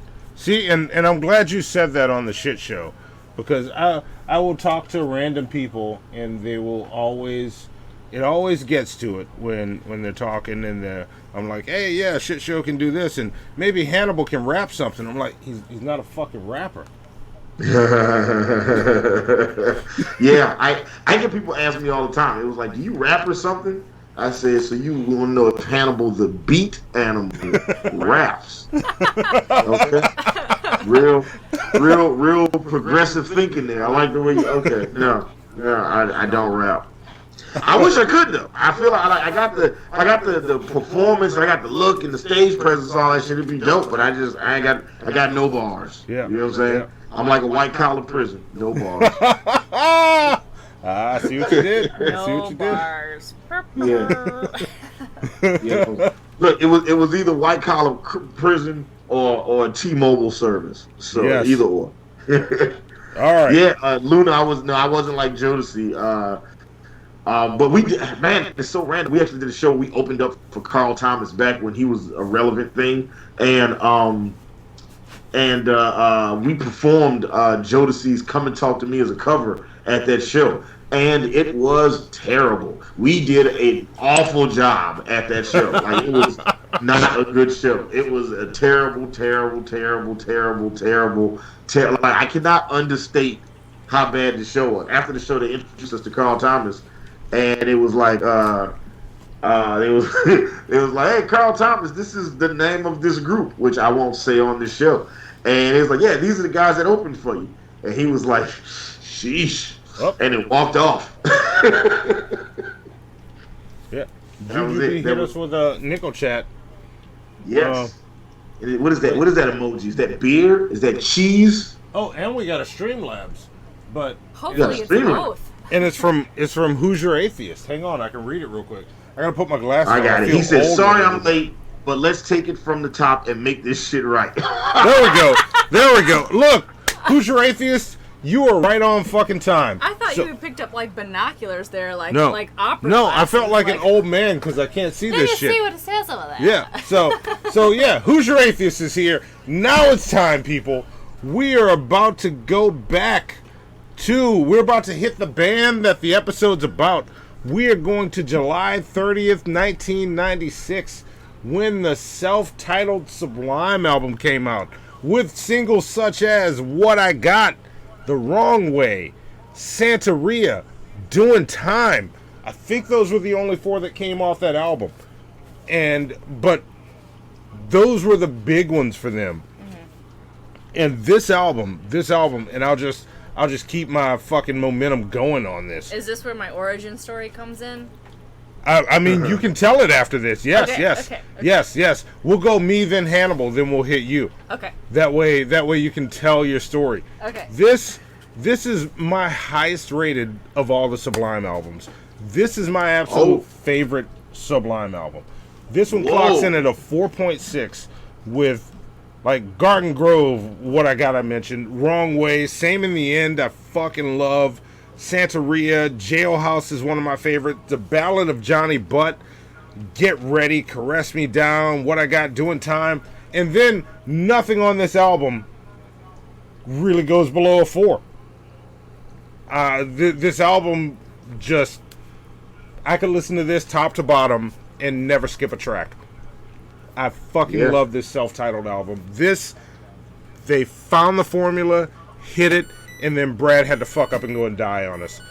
Like, fuck you for that, Brad Noel. Because you found it. This is their Marshall Mathers album. I'm so surprised that you would have... Wait. You're breaking up. Hang on, Hannibal. We're losing Hannibal. He's coming back. He'll be back soon. This is insane to me for like a thousand different reasons. Hannibal. Mainly because I totally agree with you. This is the best fucking Sublime album of all the Sublime albums. This is the top of the mountain. This is the top of the food chain. This is the apex. This is the Mount Everest. This was the fucking moon landing for these motherfuckers. I hate that Brad Knowles had to die for this album to be amazing. But goddamn it, this motherfucking album. And like, keep in mind, you guys grew up with this album. You heard it when it came out. Yeah. I heard this shit Saturday. Yep. I'm sorry. This album is fantastic. It's such a good album. Like, it was just, as soon as it comes on and What I Got hits, I was like, oh yeah, they got it. They got it. This is it. And the album just, and it never loses steam. It just keeps going, and it's dope. I'm actually a big fan of, I'm going to get to it in a second. Emily the Neighbor, you go. What's that? Yeah. Take it. Like, you got stories. You want me to tell the story, or you want me to go into stats about the record itself? Oh, go into some stats about the record. Tell us a little bit. Self-titled, this album went platinum 5 fucking times. Damn. To date, total records sold by Sublime, including, Secondhand Smoke, which we didn't cover, but Robbin the Hood and 40 Ounces of Freedom, 14.9 million records sold, and that was as of 2015, so I can't even imagine how much more they've sold now, considering how the 90s are back and they're cool again. They sold 2 million records within 1 year of release. They hit the Billboard Top 20, and What I Got was #1 in modern rock that year. Yeah. This album for me is an A solid A. It's polished. It has feelings of promise. It's an established sound. It's unified. It's just, everything flows into each other. They've nailed the sound. I just love it. What I Got really captures what a morning feels like in California. And if you've never experienced it, please go. Please go to California. Wake up fucking early. Go put shoes on your feet. Light up a cigarette and walk to the beach, because for real, they nailed that. April 29th, 1992, we talk about the riots in LA. Yep. We can all relate to that because we may have been, children, but it's pretty a part of our history and our story. So I like that there's a time capsule in this album as well to kind of bring that element to it. Oh, just everything. Caress Me Down. Yeah. Caught that one in the car the other day, and I was 17 years old again. Love that. Yes. And every 17-year-old laughed, and then she pulled out my mushroom tip, and when it came out, it went drip, drip, drip. I didn't know she had the G.I. Joe Kung Fu grip. Every 17-year-old laughed at that. We all did. Yep. And then Doing Time, which has been released so many different ways, because I have a bunch of bootlegs and little 45s at my house. But Doing Time is wonderful in its own right because of its take on Summertime, which is a Gershwin standard. That's what's so wonderful about this band, is that Brad borrowed and recycled and used sounds and feelings from all sorts of different artists. He did not discriminate. You know, music was a library to him, and he was very intelligent. He was very smart. So I think what's so great about this music is that he wasn't afraid of any genre, and he wasn't afraid to approach it and use it and make it his own. Yeah. Yeah. He was fearless. He didn't care what the consequences are, and you will read that in every testimonial that, you know, people talk about him, is that he did not fear the Reaper. He did not fear consequence. He just did it anyways, and I think that makes him such a great artist, because there's so many people that second guess themselves and they don't do what they were meant to do, and he did everything that he was meant to do. Yep. Truth. And Juju B says we're showing our age. LOL. That's fine. I'll show my age. Okay. That's all right. We're rocking this shit. We got it. So yeah, and Hannibal chimed in with his bit. Why don't you tell your story so that we can move in and talk more Sublime, Emily? Okay, so it's story time with Emily. Okay, so the reason I'm a super fan is because I was introduced to Sublime in that brilliant age between 16 and 17, when you're leaving childhood and becoming an adult.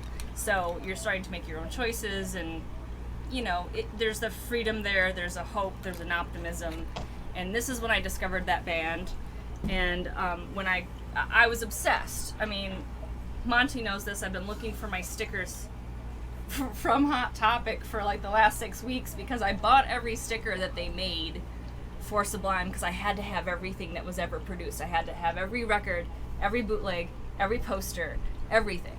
I was just obsessed. And so when I graduated from high school, there's, you know, the rich kids get the car. My family decided that my graduation gift would be going to Long Beach, California, so I could go on a Sublime pilgrimage and see all the places that Brad sang about, and I could be there. You know, it was the closest I could get to him, because he was gone. So I had spent a lot of time on the chat boards. Like, the internet was still new.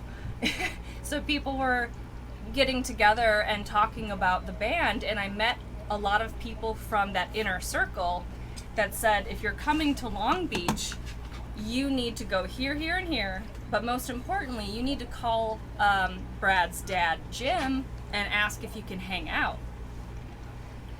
And I was like, there's no way I can do that. I'm some 18-year-old from Wisconsin. I'm a nobody. I can't just call up Brad's dad and ask if I can hang out. But on this week-long trip to California, we only had 3 days in Long Beach. And so on that second day, I realized I had to do something quick, or I was gonna run out of time for this tremendous opportunity. So I kicked my family out of the hotel room, and I dragged the phone into the closet of the hotel room, and I looked up Jim Knowles' phone number in the Yellow Pages, which was a thing back in the day where people had their phone number published on paper in a book. So I looked him up, and I called and probably hung up the phone 5 or 6 times before I left a message, because I was so nervous. But I finally just left a message and told him what I was all about and why I was there. And we went out to dinner. When we came back, there was the flashing red light on the phone in our room, indicating we had a message. And when I listened to it, it was, "Hi Emily, it's Jim Knoll. I just got your message. We just sailed back in from," they were in Mexico or something over the weekend. "I'd love to have you come by the house. My address is da-da-da-da-da-da. Come on over between 2 and 4 the next day." And so we did. My heart's racing telling the story, because this is just how it felt when I was there. So me and my whole family, so my mom, my dad, and my sister, we just go to this house. And if you look in the liner notes of 40 Ounces to Freedom, there's a picture of Brad and his dad, and there's a light yellow house in the background. That's the house that I was at. He lived there for quite some time. So we went, I met him, I was in the room. Here, you can put up the picture. I'm There you go. I'm wearing the Tell her same now. shirt. I'm wearing the same shirt because, well, you keep those things. And I wore a No Doubt shirt because you don't wear a Sublime shirt to the show. You know, Yes. can't do that. So that's me and Jim hanging out. I basically spent about 20 minutes just in his office because he had all the gold records, all the platinum records, the baby pictures. He had his skateboards, his guitars. I couldn't speak for a very long time. We were there for a total of 4 hours. And he was so welcoming and warm and wonderful. And what my parents realized, because they were nervous about this whole thing, they were like, whose house are we going to? And why is he cool about like my teenage daughter coming over there? What my parents realized is that Jim loved his son so much. He was literally his pride and joy. That having fans come to the house was a way for him to keep his son's spirit alive and talk about him, because he brings us all so much joy through the music and these experiences and these relationships that we still have. So that is my claim to fame, and it's the best thing that's ever happened to me in my whole life, because it gives me the what if factor. I always try no matter what, because you never know what's going to happen. That's awesome. Yes. Yeah, that's awesome. Yeah. I wouldn't imagine him being so open and receptive to having fans just come by like that. So that makes me feel good to hear that story. It just, like, I love when I hear stories of celebrities and their parents and well wishers and managers being just like cool, down to earth people. It definitely makes it. It's awesome. It's awesome. That's a great story. I wish I had a great story like that. We asked him how many fans that he had like us or like me that come to the house, and he said he gets about 12 at this time. This was 2000. So he said he gets about 12 phone calls a year, but only 4 people will actually materialize on their doorstep before kind of like freaking themselves out and not showing up. Oh, wow. So I was one of 4 that year. And as we were leaving, my mom remembers this. I was in my euphoria. But my mom remembers him saying that I was one of the more normal fans that showed up at the house. normal looking fans that showed up. Nice. Yeah. Nice. So. All right. Yeah. Well, see, that's what we're dealing with Sublime. Like, that's. I wonder if there are any. No, I'm not gonna talk shit about the other 2 variations of the band. Like, Let It Be What It Is, and I'm using the wrong mouse. We're flying Zoe-less now. I'm just putting that out there. This is Monty driving the ship right now. So all right. So when we get close to the iceberg, I just want y'all to know my lifeboat only holds 1. And I have to say to Luna's comment about meeting Gwen, because I was wearing this shirt that day, Kat Rodriguez was at the house. Kat Rodriguez dated Brad for several years, and she's still close with the family. She lived in that house for a while when he was in part of the deepest part of his heroin addiction. And she said, "Oh, do you like No Doubt?" And I was like, "Yeah, I do." And she was like, "Oh, I know Gwen." And so she told me about Gwen at that time and how she used to sew her own clothes. And as we all know, so Gwen is, she started her own line, Lamb, millions of years ago. But yeah, that was another little thing. Yeah. That I got from that experience, which is cool. I got to meet Gwen Stefani backstage at a show. So awesome. How that was fun. I was a kid drooling over Gwen Stefani, and I couldn't talk. So, like, I'm not even going to talk shit. Like, she was talking to me, I was like, I like your shoes. That's what I said to her. When we're not on the show, Monty, I have a fantastic Gwen Stefani story, but I can't talk about it on the show. Okay. I want to read something that Humboldt Hipneck posted a while ago. He says, "My mom got me a Sublime album when I was in middle school, along with a Beastie Boys album. She just said that they were important albums and that she probably should let me listen to them." Wow. All right. Cool. Nice. That's awesome. Your mom is awesome. My mom was a born-again Christian, so we had different experiences. Yeah. We all define that shit on our own. So that's awesome. That's awesome. So, all right. Well, with that being said, we'll move on to October 1994. I couldn't find an exact date for the release date of this, but Robbin the Hood. And for me, Robbin the Hood was, I still enjoy listening to it, but I recognize that this album is not for everybody. Like, everybody's not going to hear this album and enjoy it. I enjoy the fuck out of it, but I see it for what it is. Like, the acoustic Pool Shark and Boss DJ, to me, are the two tracks that stand out. If the whole album was more like those, this album really shows off Brad Knoll and an acoustic guitar, which I really enjoy. But then there's just some random shit that I don't think works. It's just... What do you don't... Like, I don't like the faster version of Pool Emily's Shark. ready to fight you, bro. She's in the room with you. You better be careful. You mess with the bull, you get the horns. Listen, when I say they don't work... I am a Taurus, okay. When I say they don't work, they don't work. Not that I don't enjoy them. Because I enjoy this entire album. Like, the faster version of Pool Shark, I don't think... Like, the more punk version of Pool Shark, no, we can do without.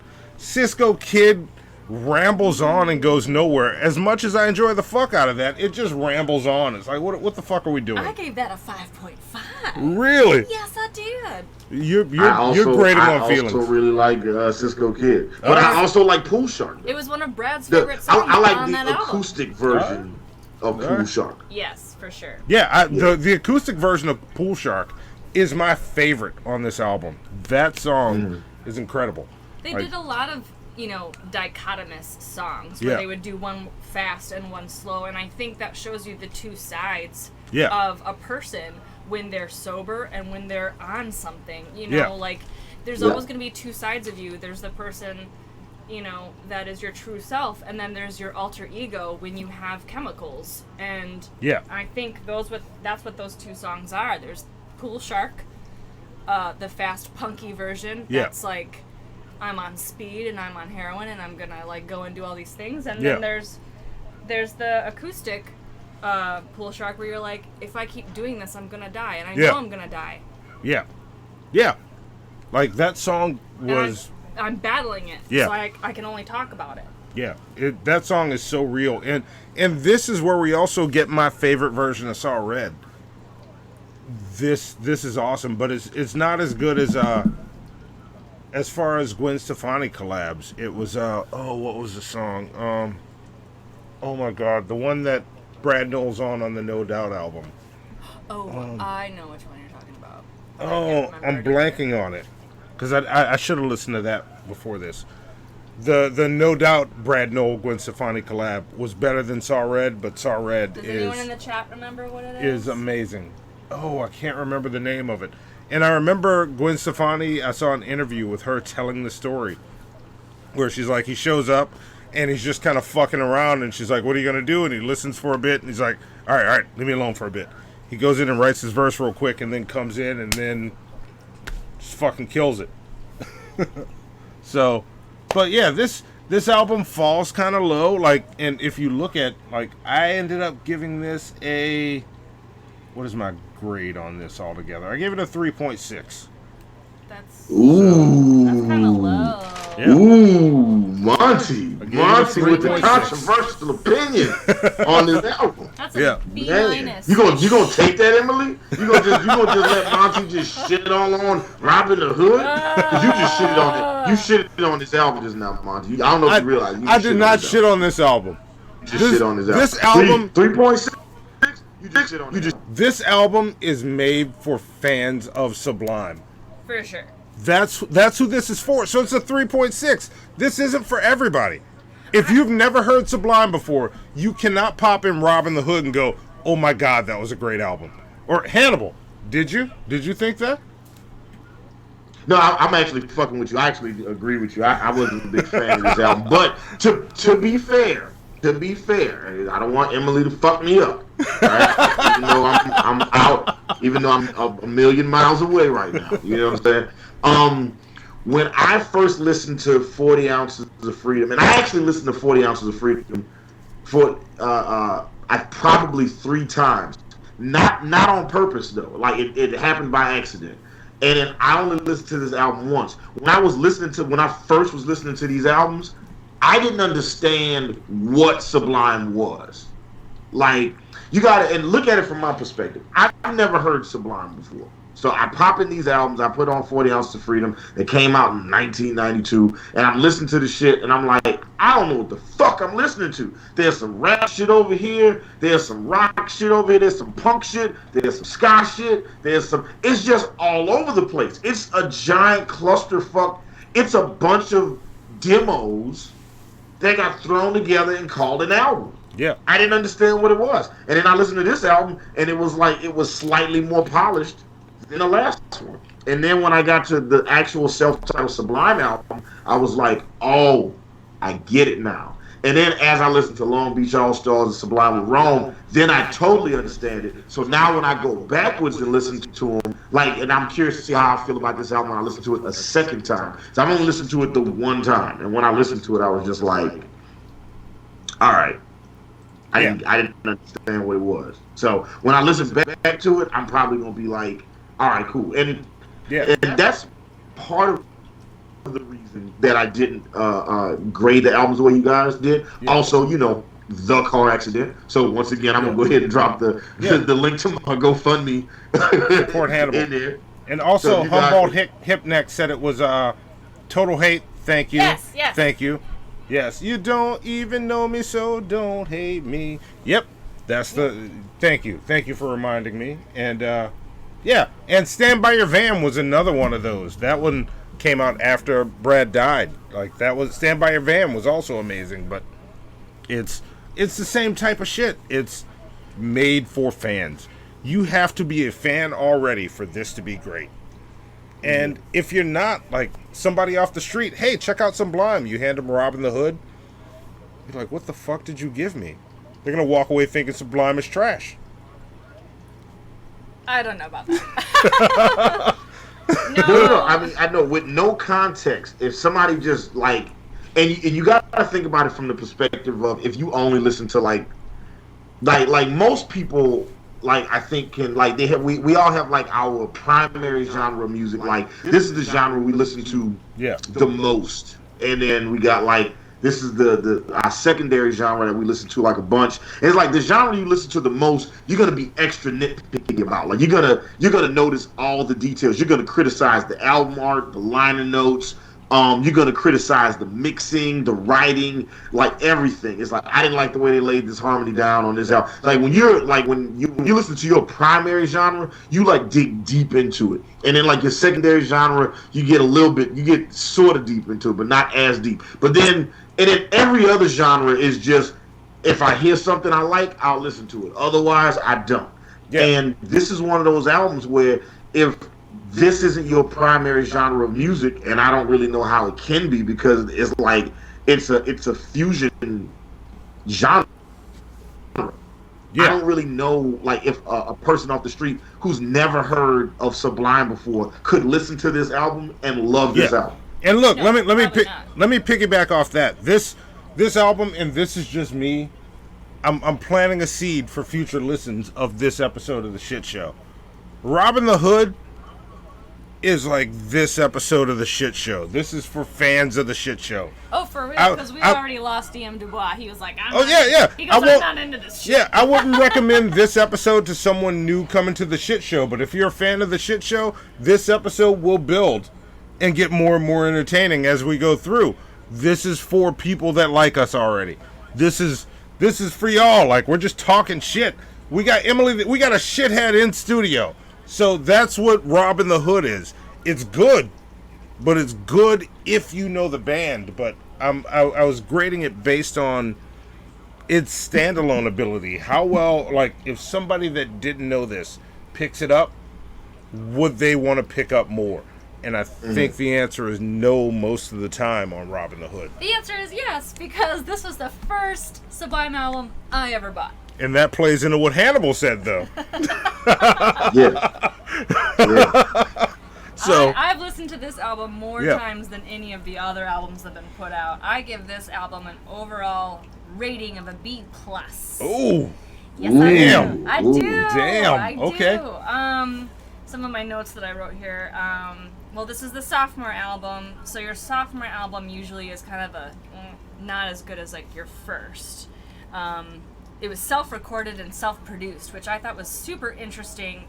They recorded this themselves on 4 tracks in a crack house with money they got from, I don't want to say it was Atlantic.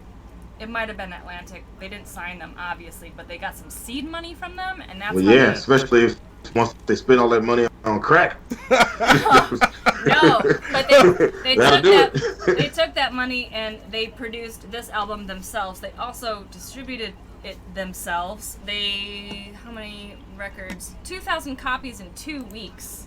This was also the deepest drug abuse period that Bradley Nowell was in prior to the self-titled, and it feels that way. It feels dark. It feels empty. It feels like you're in that house where people are squatting and coming and going and coming and that whole thing.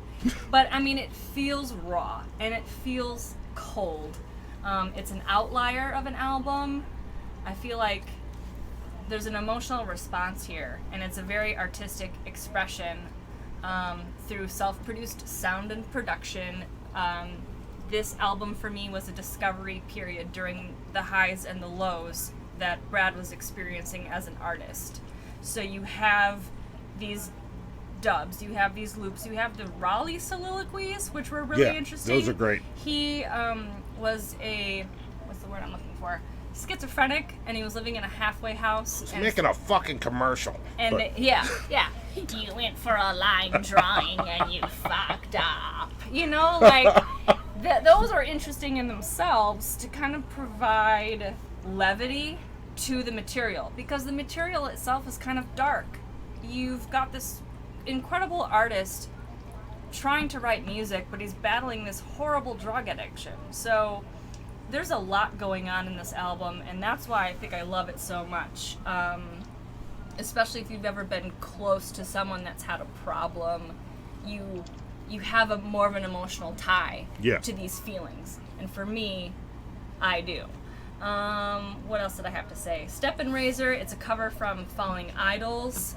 I like it because it's much darker and it feels so much more empty as compared to the Bob Marley cover that he did and the Peter Tosh cover, which is a much lighter reggae music song. The pacing and the tone is similar on that one. I gave that an A for that particular song. Saw Red with Gwen Stefani, not my favorite. I like the slower version with Long Beach Dub Allstars. The Pool Shark acoustic we've already talked about, definitely an A+ for me. Cisco Kid, another A. I love that way. I love the way it opens up, you know, where you've got that kind of cowboy vintage. It's not film noir, but you know, you've got that, you know, the women on the tracks kind of thing, and the piano in the corner. Yeah. And then they're like, what's going to happen? And you're like, oh, you know, the sidekick and the hero shows up, and it just kind of lays that feeling of a story. So I like the storytelling feeling of that song. STP, the transitions, the lyrics, the time change, the styles, and the references, great song. Boss DJ is another one of my favorites. That is a very raw song for me. It's another storytelling song. It speaks to vulnerability and romance. Love that. More Love. I don't care too much for reggae dub. I love that one because I can just see them standing outside of a corner store, like buying 40 ounces and talking and just shooting the shit. And they're talking to this guy, and this guy walks up, and they're like, "Hey man, you like reggae?" And he's like, "No, I don't." and they're like, "Why?" He goes, "'Cause I just don't like it. That's why." And then he laughs, and they get this awesome laugh, like caught in this sample. And like, for me, this album as a whole just brings you into their space. You feel like you know where they're hanging out, what Long Beach is like. It's a slice of time that can't be replicated. Okay. Yes. How come the Long Beach that they from and the Long Beach that Snoop is from seems so different? true. Snoop Dogg painted a very different picture in 1994. So look, I bet Snoop Dogg had the same experiences that they did. You know what's interesting? He just talked about a different part. I've been doing so much reading to kind of get myself up to snuff again, because I haven't focused on this for such a long time. But Long Beach is an interesting place because you've got a multicultural city.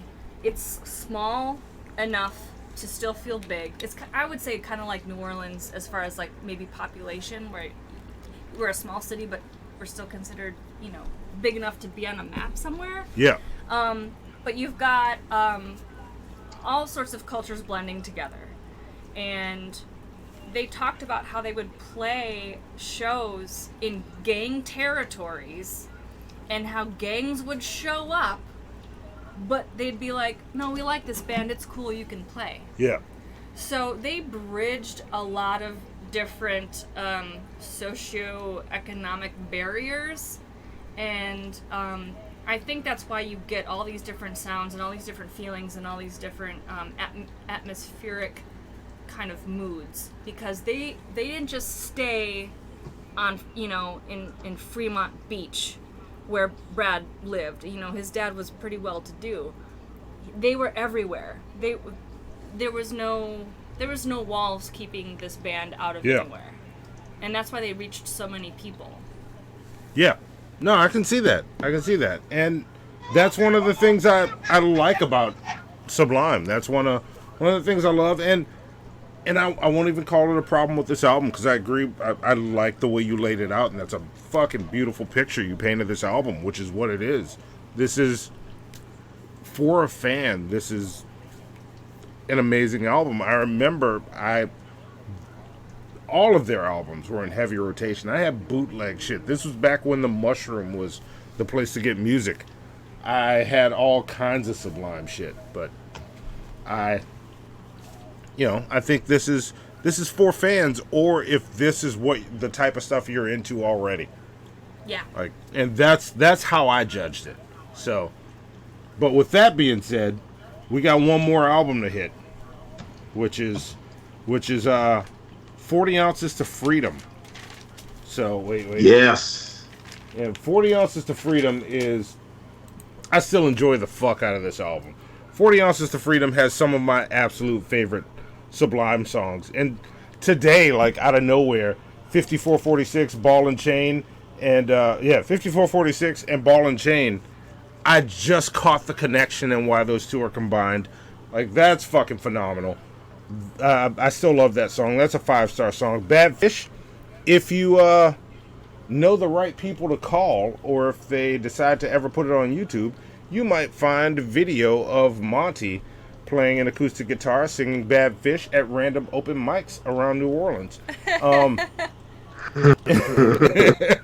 Date Rape is another one of my favorites. KRS-One, Rivers of Babylon is fucking amazing. And Smoke Two Joints. Smoke Two Joints is one of the top standout tracks on this. Mostly with that Eazy-E sample, like Eazy-E, where you ever caught slipping? Hell no! And then it just breaks back in. That is such a cool use of the sample. Quick, Monty, how many joints did he smoke? Oh, I never counted them all. Anybody in the chat that could do it without actually counting pleasure points? Yes, I never counted them all. But this song, this album was really good. It ends up with a 3.8. It's still high up there, almost a 4. So this is another one of my. This and the self-titled are my two favorite of all of these albums we've listened to. So I don't have much more to say other than the first time I listened to this band was actually the day after my senior prom. Yeah. Oh, really? Yeah. And would you like to tell us about your prom experience? Yeah. It was just comedy. I'm still friends on Facebook. You might be watching. I won't say your name in case you don't want to be attached to the shit show. But we got along nice. It was a fun night. It was, Monty was a gentleman. but like on a scale of 1 to 10, well, I guess on a scale of first base to home base, How would you rate this night? Oh, it was all first base, but I watched my friend who we went on a double date with not even get onto the field, so. Gotcha. I thought you were gonna say me and my friend decided to go DP. Yeah, and, no. Me and my date laughed at my friend and the date he was with because it was hilarious watching him strike out. And I see you, dude. Like, hit me up. We haven't talked in years. But after that, like, he called me on the phone and we were just talking shit, and we stopped talking about that. And then he told me about he's like, you should check this band out. And I'm like, whatever. You're always into crazy shit. This is the friend I used to argue music with, and he'd make fun of my music taste. I'd make fun of his. I checked out Sublime and became a bigger fan of this band than he was.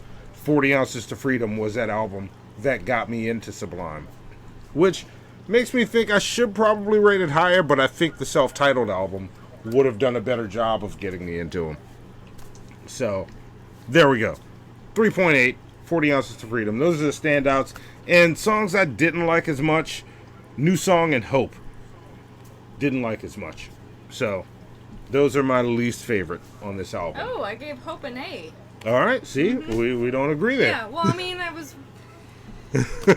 really into punk rock too, Yeah. so the fact that it was a Descendants cover, Yeah. I was like, oh, this is great, you know. Yeah. Maybe I just don't like Sublime doing covers. Maybe that's what it is. Actually, for me, the whole end of the album from Date Rape on to Thanks, Date Rape, whole KRS-One, which Humboldt Hypneck just said something amazing. He said KRS-One is how he found out about KRS-One. There you go. Yeah, because, you know, in school they never taught about hamburgers and steak, Elijah Muhammad or the welfare state. But I know. But, you know, because of KRS-One. Yeah. Also, I love Smoke Two Joints. When I heard Smoke Two Joints, I was like, oh, this shit is awesome. And then I heard Let's Go Get Stoned. I was like, oh, this is still awesome. But this was after like my third time listening to the album. So like the first time I listened to it, I was very confused. Like when the intro comes on, I was like, what the fuck is this? And this album is long. This is a long fucking album. It says the total runtime is 75 minutes and 22 seconds. And mind you, this album came out on cassette tape, which means that you had to listen to the whole first half of the tape, then flip the tape over, and then listen to the second tape. It was a lot, but they made this song in that vein because of the type of music they were doing, because they were doing so many live shows. And when you're doing live shows as a band, a lot of times people, like, they'll listen to your new shit, but you gotta do covers to kind of draw people in, especially when you're a rock band. So you start off your career doing covers, and then you kind of like ease people into like, oh yeah, check out this original song, check this out, check that out. And then after you do a couple, then people will be like, all right, I want to hear the whole album. So, you know, because of the types of shows they were doing in Southern California, it totally makes sense. You know, like I said, I had to listen, I listened to this album 3 times, totally by accident. Yeah, awesome. Well, yeah. So there we go. That's I didn't give my. Oh shit! Sorry. Yeah. Let's let Emily go. I am not gonna let Emily go. Yeah. See, Yeah. First off, Monty, check that toxic masculinity at the door, brother. Okay. We don't. Right. And I said it before. I'm saying it again. Wake your punk ass up. Listen. You go the fuck back to sleep, Hannibal. Okay. I got it.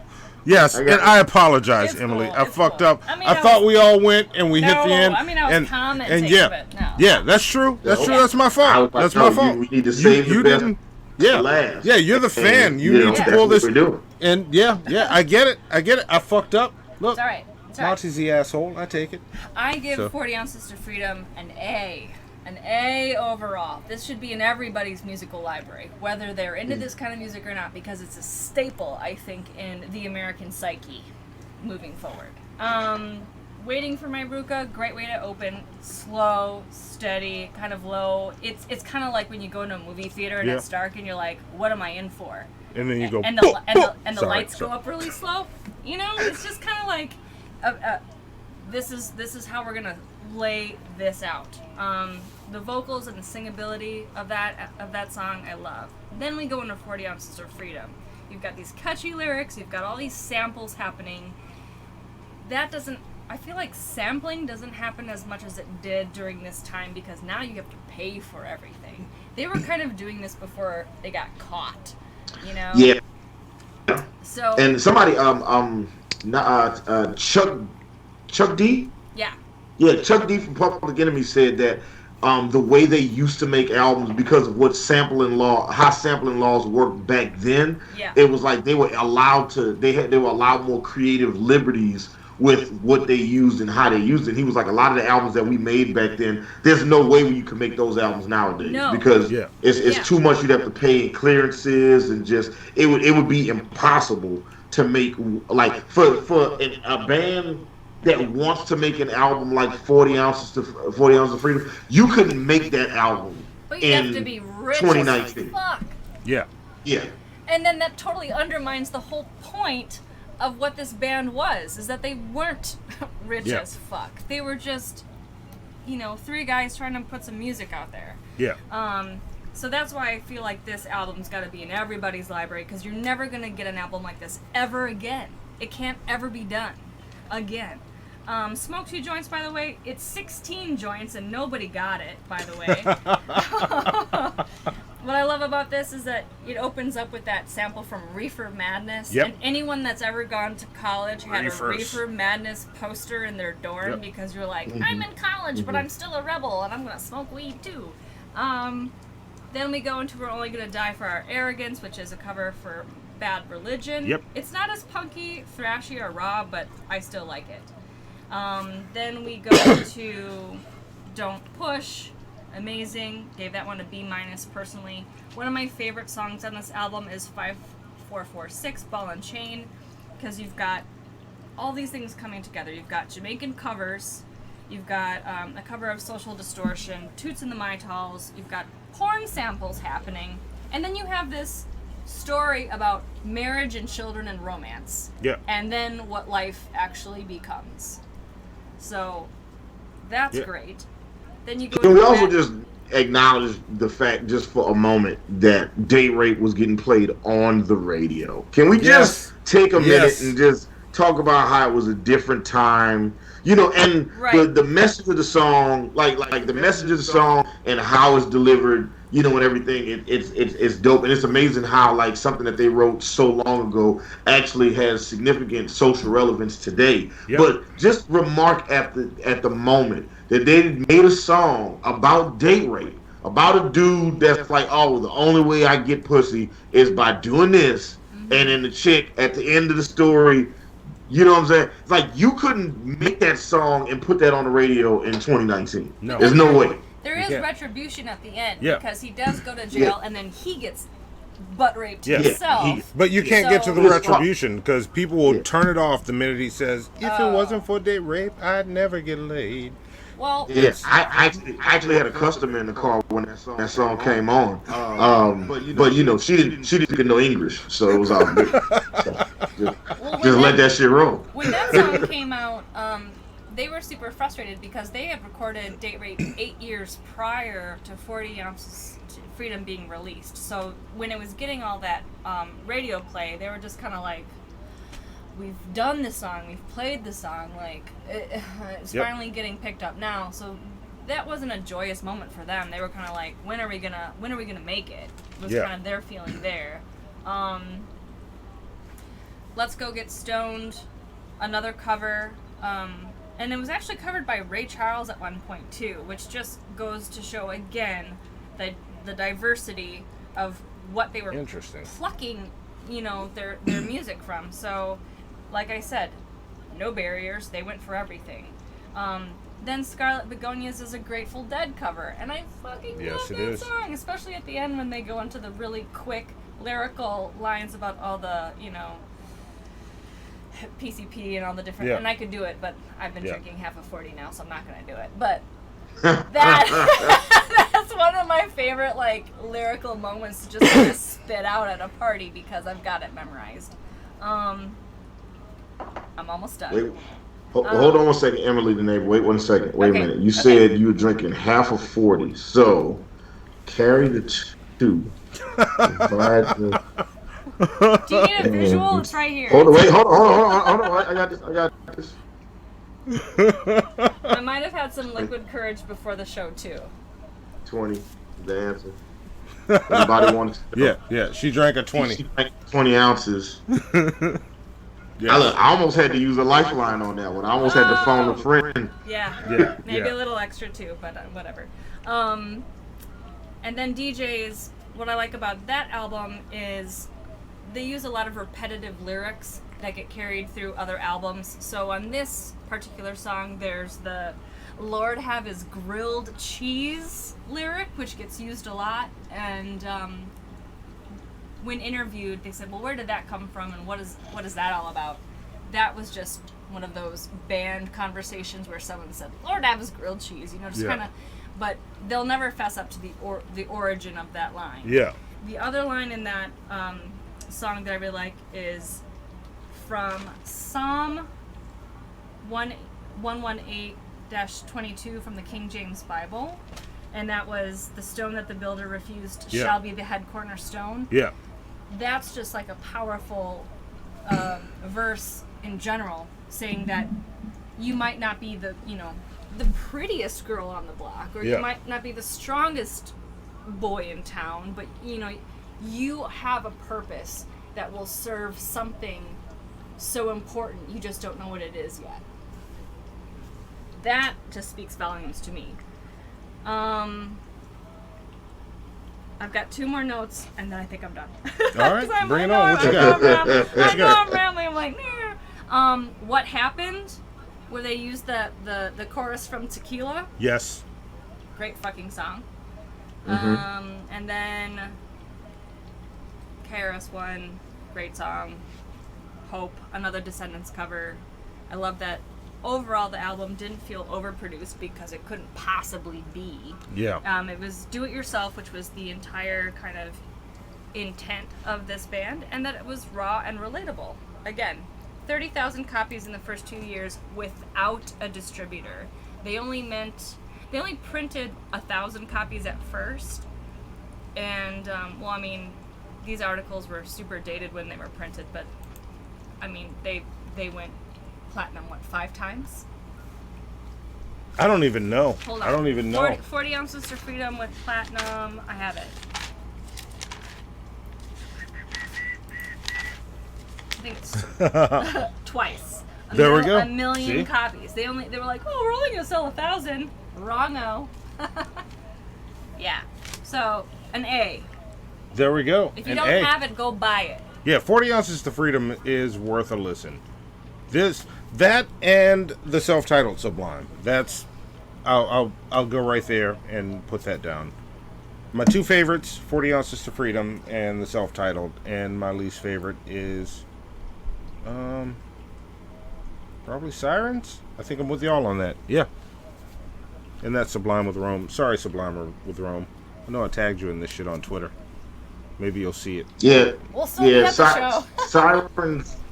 Yeah, Sirens is my least favorite of the albums we listened to.